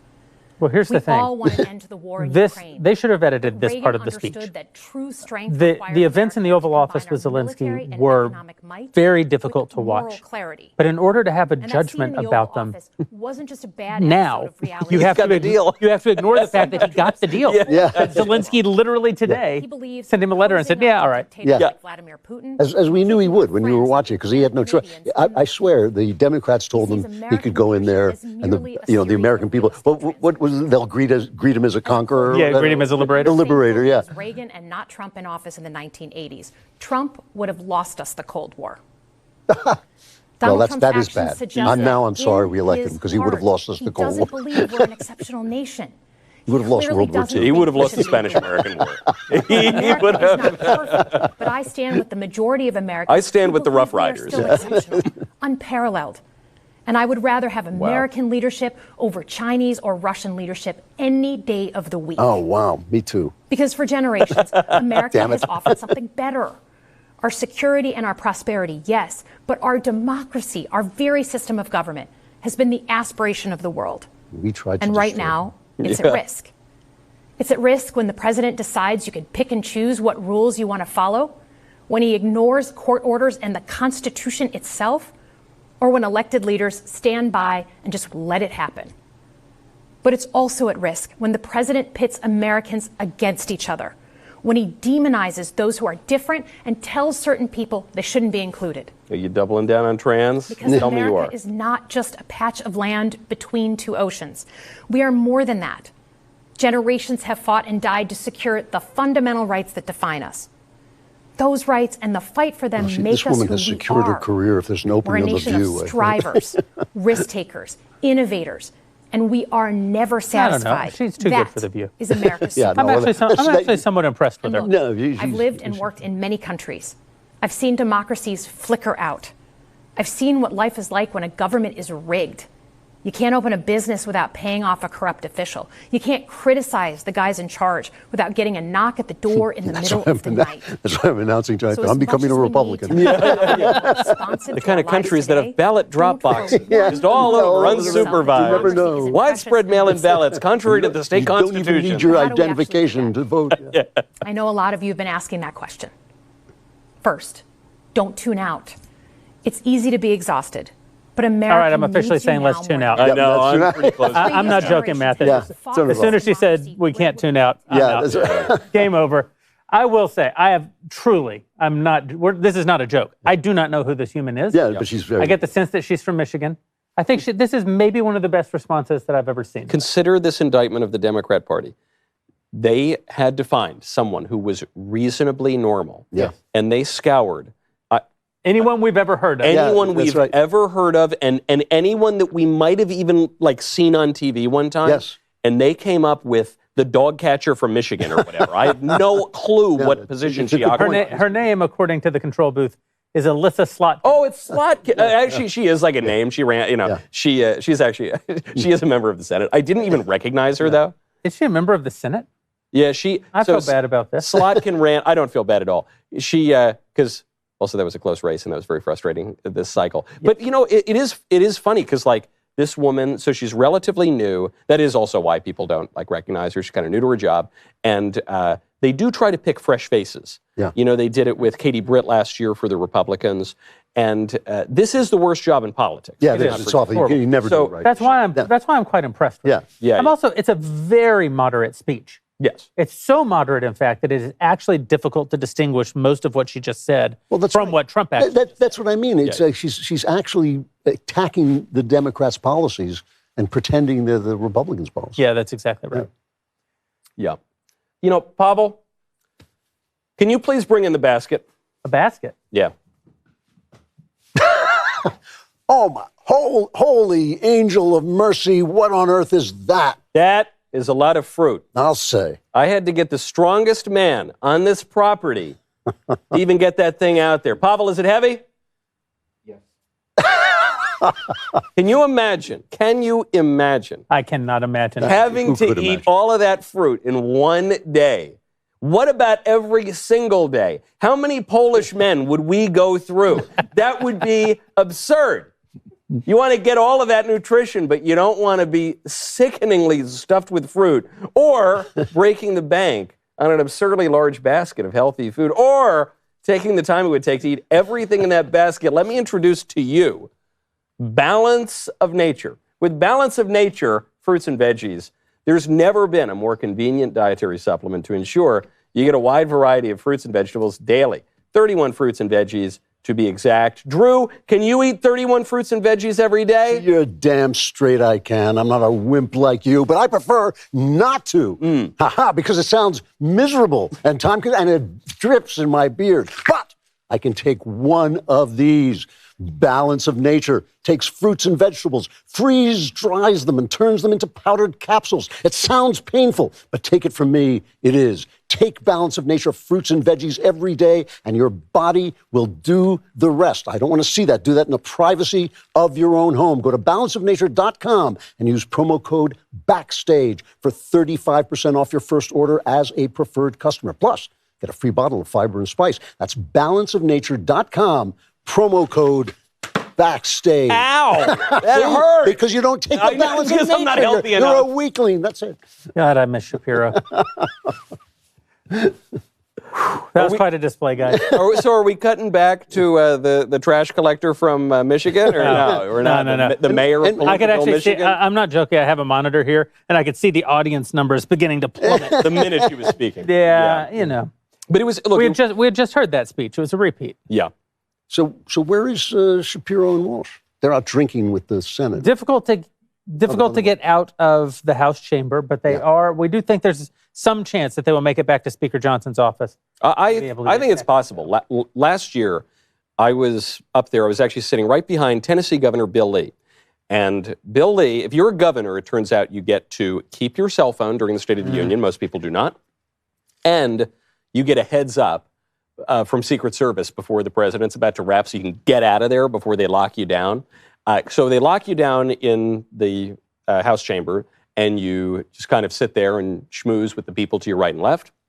What's a little weird, not if you're sitting as Ben and Matt were with Riley in the speakers gallery, but when you're sitting just with the hoi polloi, with the regular, members' guests, you're often sitting next to Democrats. So some people who might be fuming about the speech or, it's a little bit awkward, but you make small talk. And, it takes something like half an hour to get out of there. Yeah, of course. Now, happily, because, now the Republicans are back in charge in D.C., I think Ben and Matt will be able to broadcast from the Capitol. So it won't take them 5 hours to get out there, and we might be able to hear what it was like in the room.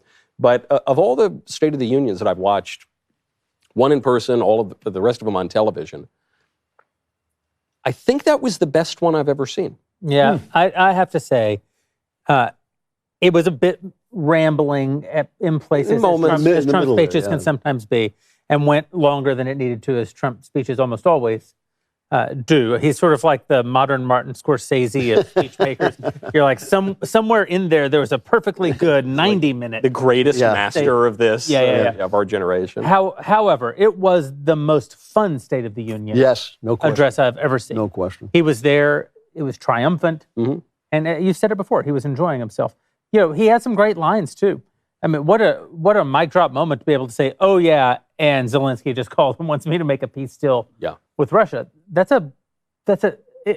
1 week ago, people were essentially saying the world order was over. Yeah, there's going to be a unified European army, and now he's just getting exactly what he wants. Less than 1 week ago, Friday afternoon. Friday afternoon, and when he said to Zelensky, "You don't have the cards." That was true. Yes. I mean, you knew that was true when he was saying it, and nobody really asked, like, what was Zelensky thinking? Even if there was this idea that it had been some kind of setup that they were waiting to line and wait for him. But what did Trump have to gain from that? Nothing. Whereas Zelensky spent 40 minutes kind of sighing and rolling his eyes, needling them, needling him, provoking JD. He started that part. Trump remained very gracious to him until that moment when Zelensky said, "You are going to feel this. You don't feel it now." And he was like, "Don't tell me." And I was kind of like, "Ooh," that was a mistake. There are a couple theories on it. One is that Zelensky wanted there to be a tense moment to spur Europe to greater aid, because he kind of knew that Trump wanted a peace deal, and if Trump negotiates a peace deal with Putin, then that's going to involve concessions from Ukraine, and Zelensky doesn't want that. The other theory that was going around some of the press was that Zelensky was talking to some of his friends from the past Democrat administrations, many of whom have been integral in American policy in Ukraine, going back to 2014 even, and that maybe they encouraged him not to play nice with Trump. And so then I have this image afterward of Zelensky running up to Victoria Nuland like, "I will kill you. You are going to make me dead. Like, what did you do to me, woman?" And so clearly within 48 hours or something, he's back on the horn to the White House, and it looks like they have a deal. That was clearly a mistake. And the thing is, no matter if Biden had negotiated this deal, if that woman who ran for, I can't remember her name, had Kamala. Oh, yes. Yeah, I can't remember. I forgot. But if she had negotiated this deal, same thing would have happened. Putin would have gotten some of the stuff that he'd already stomped on, and they just would have had to settle for that. There was never going to be, the Ukrainians were never marching on Moscow. No, that was not something that could happen. I find it distasteful that some on the American right now are playing the Putin is the great defender of Christendom. I hate that. It's absolute nonsense. Vladimir Putin's the aggressor in the war. He invaded a sovereign nation in Ukraine. He has missiles pointed at us. He has nuclear missiles pointed at us right now. He's not our friend. But Ukraine can't win this war. Right. Yeah, that's right. That can't be done. The other, I know we're not allowed to have any historical nuance or anything in here, but some of the territories that we're talking about, most notably Crimea, have been contested for millennia and many centuries at this point, and have historically been part of Russia and have been considered very important to Russia. And so, I know Americans decide they're going to become experts on every issue overnight, but this is a complex issue, and that was kind of Trump's point in the Oval Office. Is look, we're going to have to come to a deal here, unless you want to be like the Democrats and just have it be a meat grinder forever with no end in sight. But if you are going to have a deal, then you need to figure out what the strategic objectives are and the interests, and where is it there. It's also different in kind than any war that we've seen in our lifetime. I'm not making an age joke, but you actually have seen things like this. Michael and I have not. Yeah. This is a war where the Battle of Lepanto, for instance. This is a war where the casualties are in the seven figures. Yeah. America lost something like 5,000 troops in the totality of the war on terror.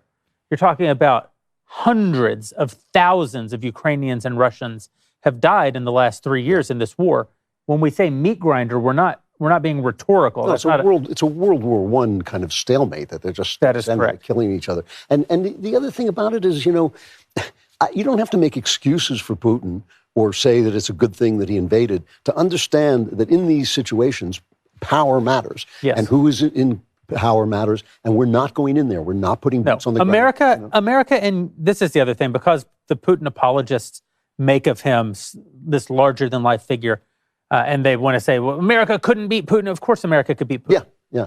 Europe could beat Putin if they set their mind to it. Right. Europe and America would destroy Putin at risk of nuclear war. Yeah.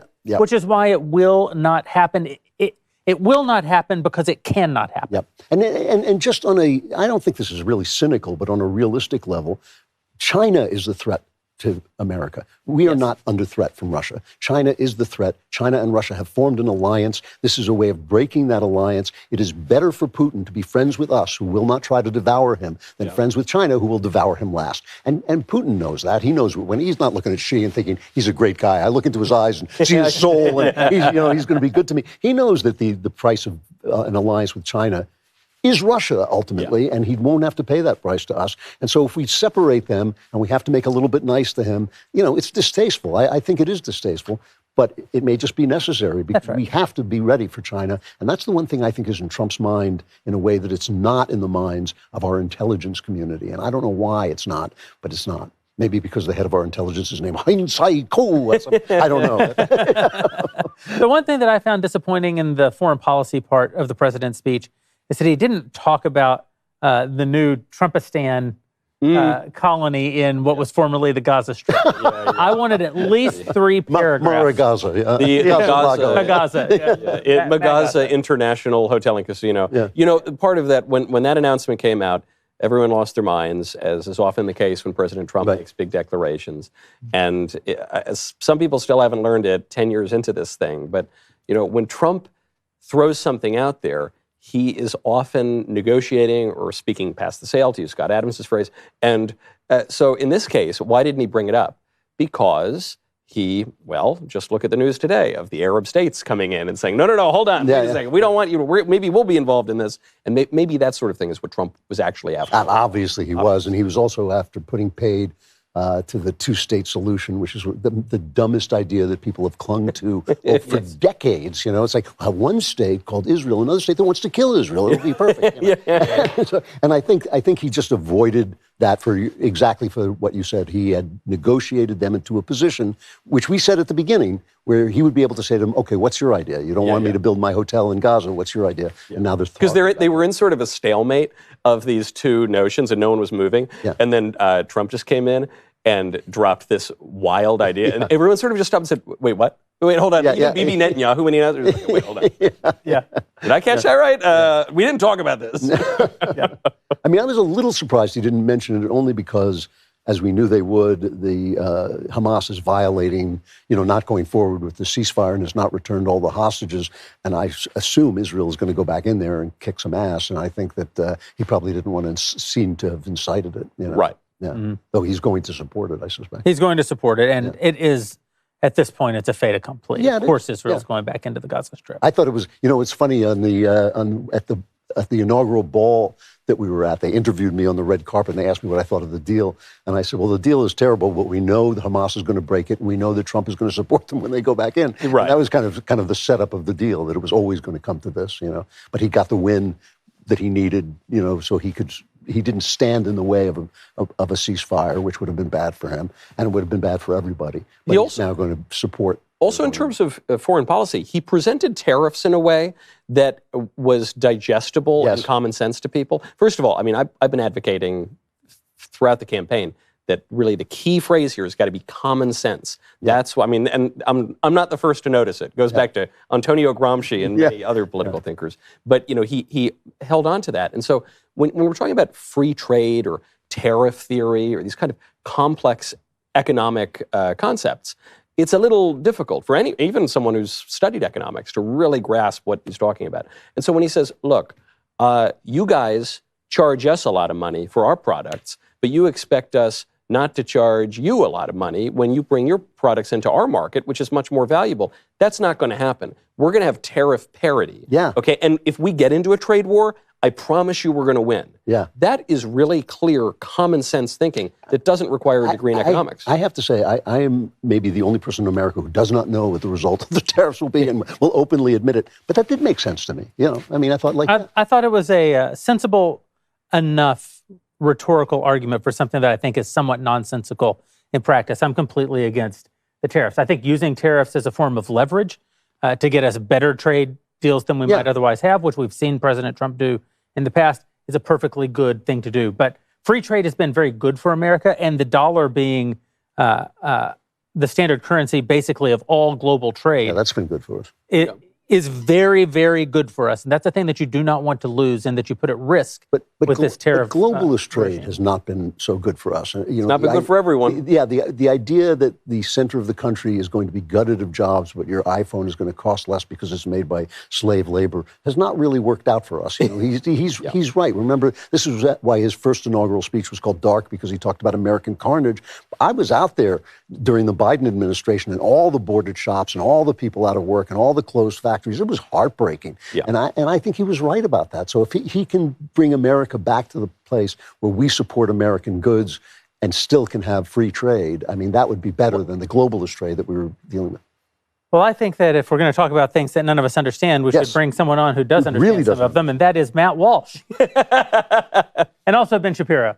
You guys are at the Capitol. What was the energy like in the room? I mean, it was pretty outstanding from where we were sitting. Well, I mean, right now we're just wondering why we're here because, I mean, we're exhausted. I mean, it's been a very, very long evening. Yeah. And my annoyance is you sent the two most easily annoyed people in America to this.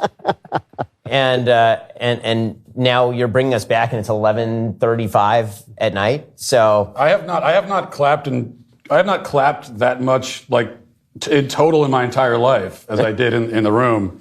So it's a lot of clapping. I will say that I thought it was a great speech. I thought, but for me, unfortunately, being in the room, even though it was a really good speech, the big takeaway is just the Democrats, and I'm sure you guys have covered it, but the performance by the Democrats I thought was just disgraceful and ridiculous. And being in the room, I mean, I don't know how much you pick up on camera. I'm sure the one guy standing up and refusing to leave, that certainly made it in. But the just constant comments, the little stunts, they're looking down at their phone. I had a woman who was right in front of me down below who was like taking angry selfies of herself and texting them to her friend. I could see that happening. So this is what the lawmakers were busy doing. Matt, did you photobomb any of the selfies for this Democrat woman's friends? Just like I did. I got in one of them. I got in one of her that she sent to a friend.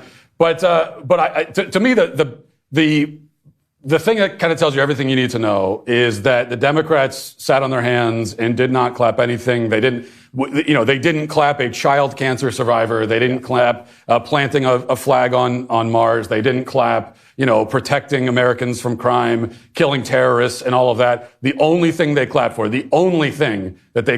was Ukraine. That was the one single applause line from the Democrats, and I think that sort of tells you everything you need to know about the Democrat Party, which is just nothing but They didn't even clap for their own vote. There was one point where Trump thanked them for voting for Marco Rubio for Secretary of State. They didn't even clap for that. I mean, it really was an impressive show. And they kind of were gradually walking out. Like you could see Bernie Sanders maybe 15, 20 minutes before the end. He gets up and he walks out. You can see a bunch of the Democratic Congress people starting to file out kind of slowly during the actual event.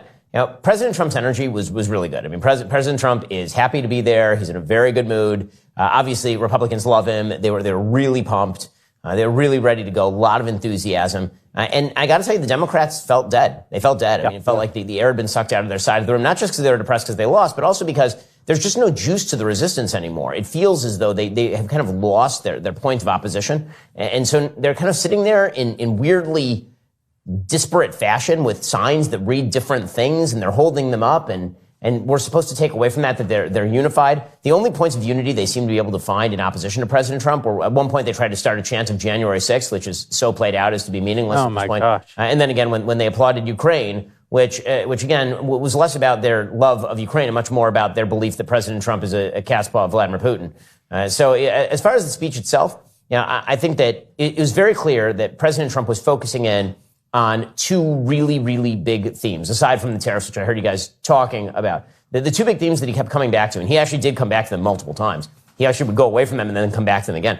Illegal immigration. He beat the border to death tonight. And I think that was actually a really smart strategy because it is the greatest single success of his administration so far. I mean, we were talking to Tom Homan earlier. The stats that he was citing are extraordinary. And when President Trump brought that up and talked repeatedly about the damage that criminal illegal immigrants have done in the country, when he kept going back to that is a huge issue. It is an entire country moving issue. And then the other big issue was, of course, one that is all near and dear to our hearts. I mean, obviously, we all care about illegal immigration, but the one that maybe the DailyWire has taken the lead on as a company more than any other company in America is the trans issue. President Trump spoke about it. He left it. He came back to it. He came back to it repeatedly. And we had the pleasure, Matt and I, of sitting next to Riley Gaines, who, of course, has also been a big sort of character in pushing forward the notion that traditional sex actually is the metric for how we measure human beings in terms of, for example, sports.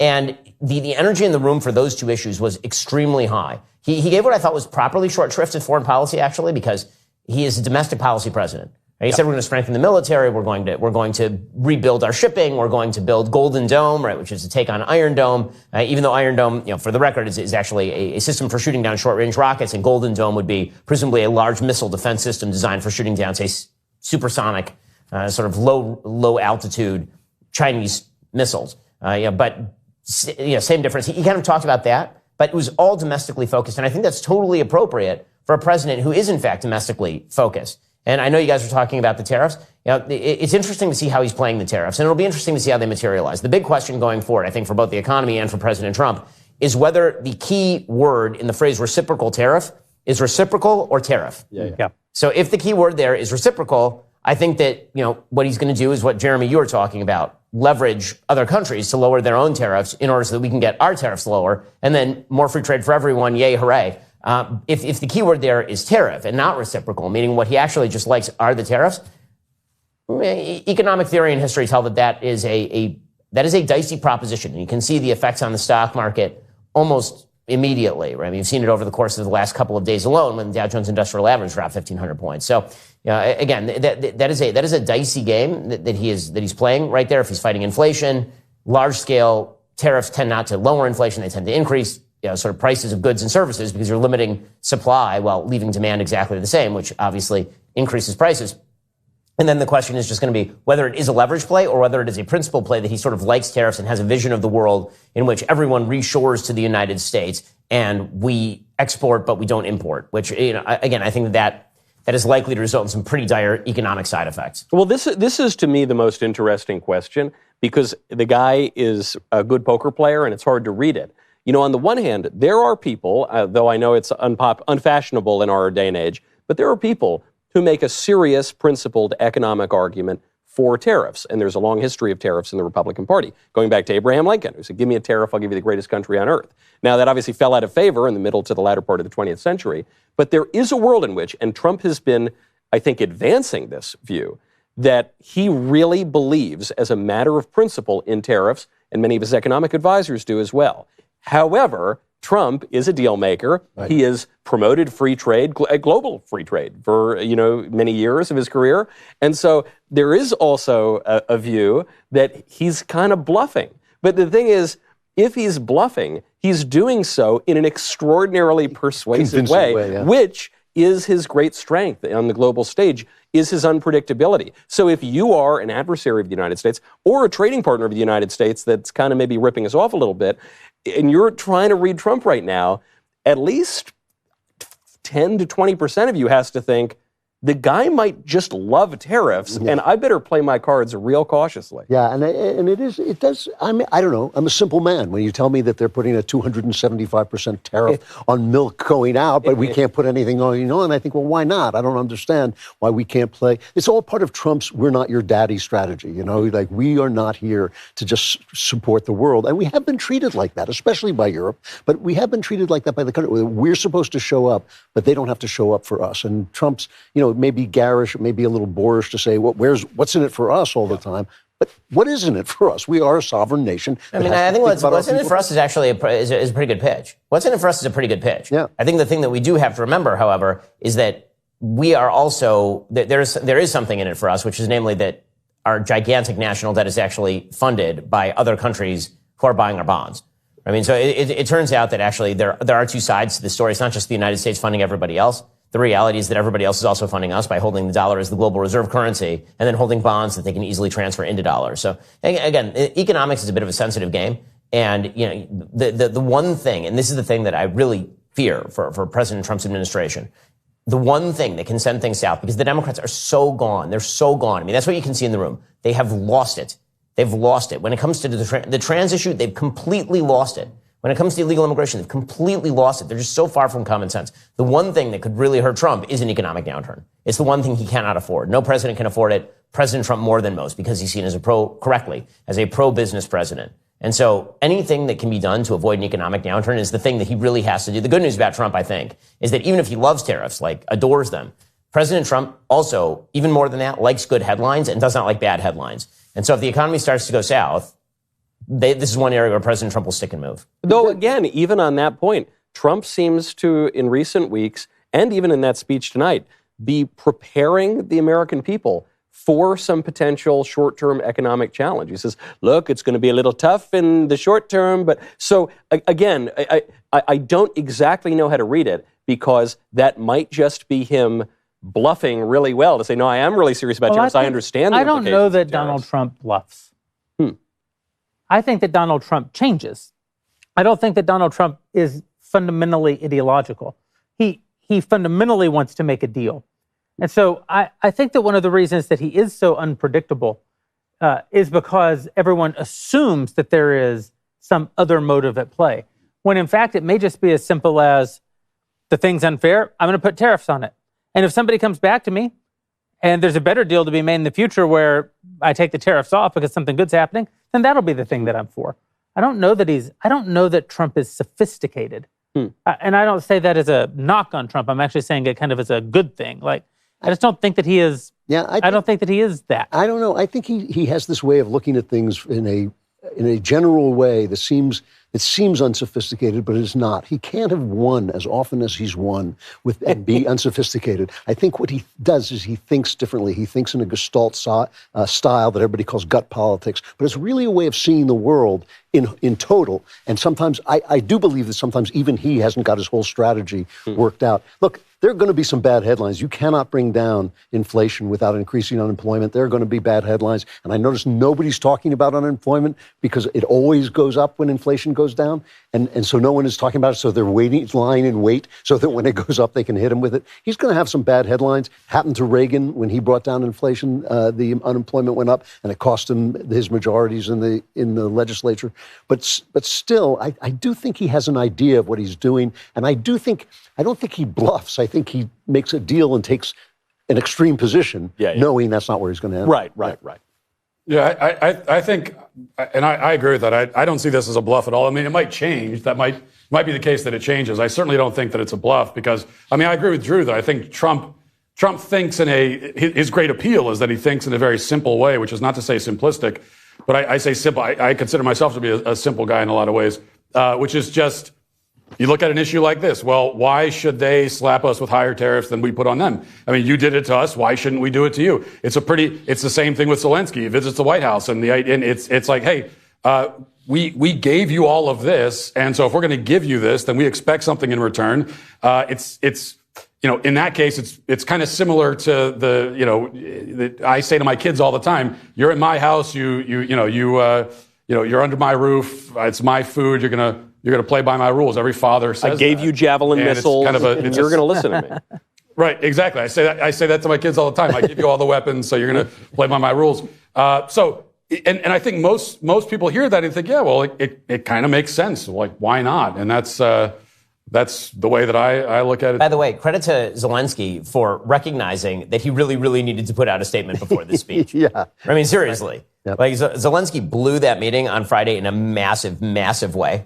I went through on my show, like, the entire details of that meeting, like, went through all 50 minutes of that particular meeting. And Zelensky really blew it, and then he continued to blow it. And then today, he came back, and he said the thing he was supposed to say, which is, we're very, very grateful for all the support. We're ready to sign a rare earths mineral deal. We're trying to get to the end of this war. And so tonight, instead of President Trump spending half the speech shellacking Zelensky in Ukraine, instead, President Trump did what he does, which is he pocketed the victory. And again, this goes back, I think we're all saying very similar things here. I don't think that President Trump, when it comes to these policies, is sitting there thinking, okay, if I move my rook here, they're going to move their knight here. And then if they move their knight here, I'm going to move my bishop here, checkmate. Like, that's not how President Trump thinks. The way that he thinks is much more like, I'm going to do this thing. And if you respond in the way that I want, then we can make a deal. And if you respond in the way I don't want, I'm going to hit you. And you know what? Most policy can actually get done fairly well that way. I will say, I did enjoy the break with tradition.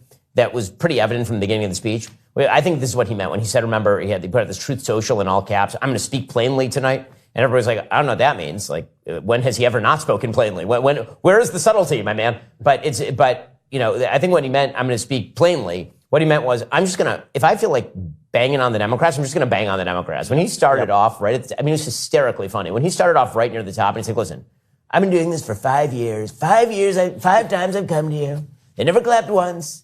I don't even care anymore. Like, I'm sorry, that's really funny. And it cuts through the bullshit of the entire sort of evening, which is, propped up as the sort of almost post-imperial event. I've spoken on the program 1,000 times about how much I generally hate State of the Union addresses. I will say it was kind of funny because it felt like kind of a post-State of the Union State of the Union. But I'll go a step further. Kind of like, I don't think that it was just funny, although it was certainly funny. I don't think it was just plain speak and shellacking the Democrats, although it was certainly that. It was also a perfect trap that he put them in. Because once he said, they cannot clap for me no matter what, he took all the tools that they had. This is the reason all their shenanigans basically fizzled out in the first 3 minutes. Because what was left once he had already established, here's how the game's going to get played. When he promoted no tax on tips, a policy that the Democrats stole from him and campaigned on. That's right. And they couldn't even applaud for it. They looked absolutely ridiculous. Had he not made those remarks at the beginning of the speech, they would have clapped for the 13-year-old boy. By the way, I agree that Trump has a good gut and everything like that. But I do think he also has strategic sophistication. Maybe that's one area where I disagree. That was clearly a trap.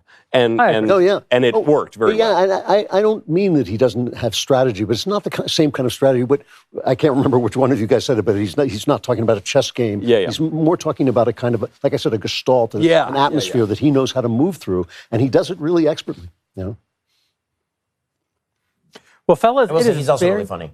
He's really funny. He's just hilarious. It was very in the room. It was very funny. There are a lot of ththings that we were chuckling at in the room for sure. Yeah, I'll say that this was my first time I've been in a room for a Trump speech, and I knew he was a really funny guy, but that's one thing you appreciate when you're in the room. It's just kind of the energy of it and sort of the aside comments and.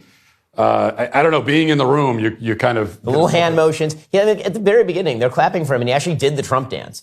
I don't know if you guys could see that on camera. No, we didn't. But he actually did. When they were giving like the big ovation, I don't know if they're panning to the crowd or whatever, he literally stepped to the side of the podium and did this thing.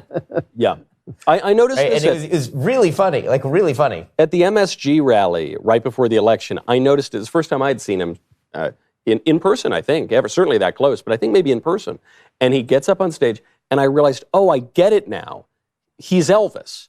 That's his thing. He's actually Elvis. That's what it's not that he's Reagan. It's not that he's Bush. He's Elvis. And there was, speaking of these great little moments and these great little asides, there's one that no one is talking about, but it killed me, which is that Trump was talking about illegal immigration, and he goes, and these people, coming over, murderers, human traffickers.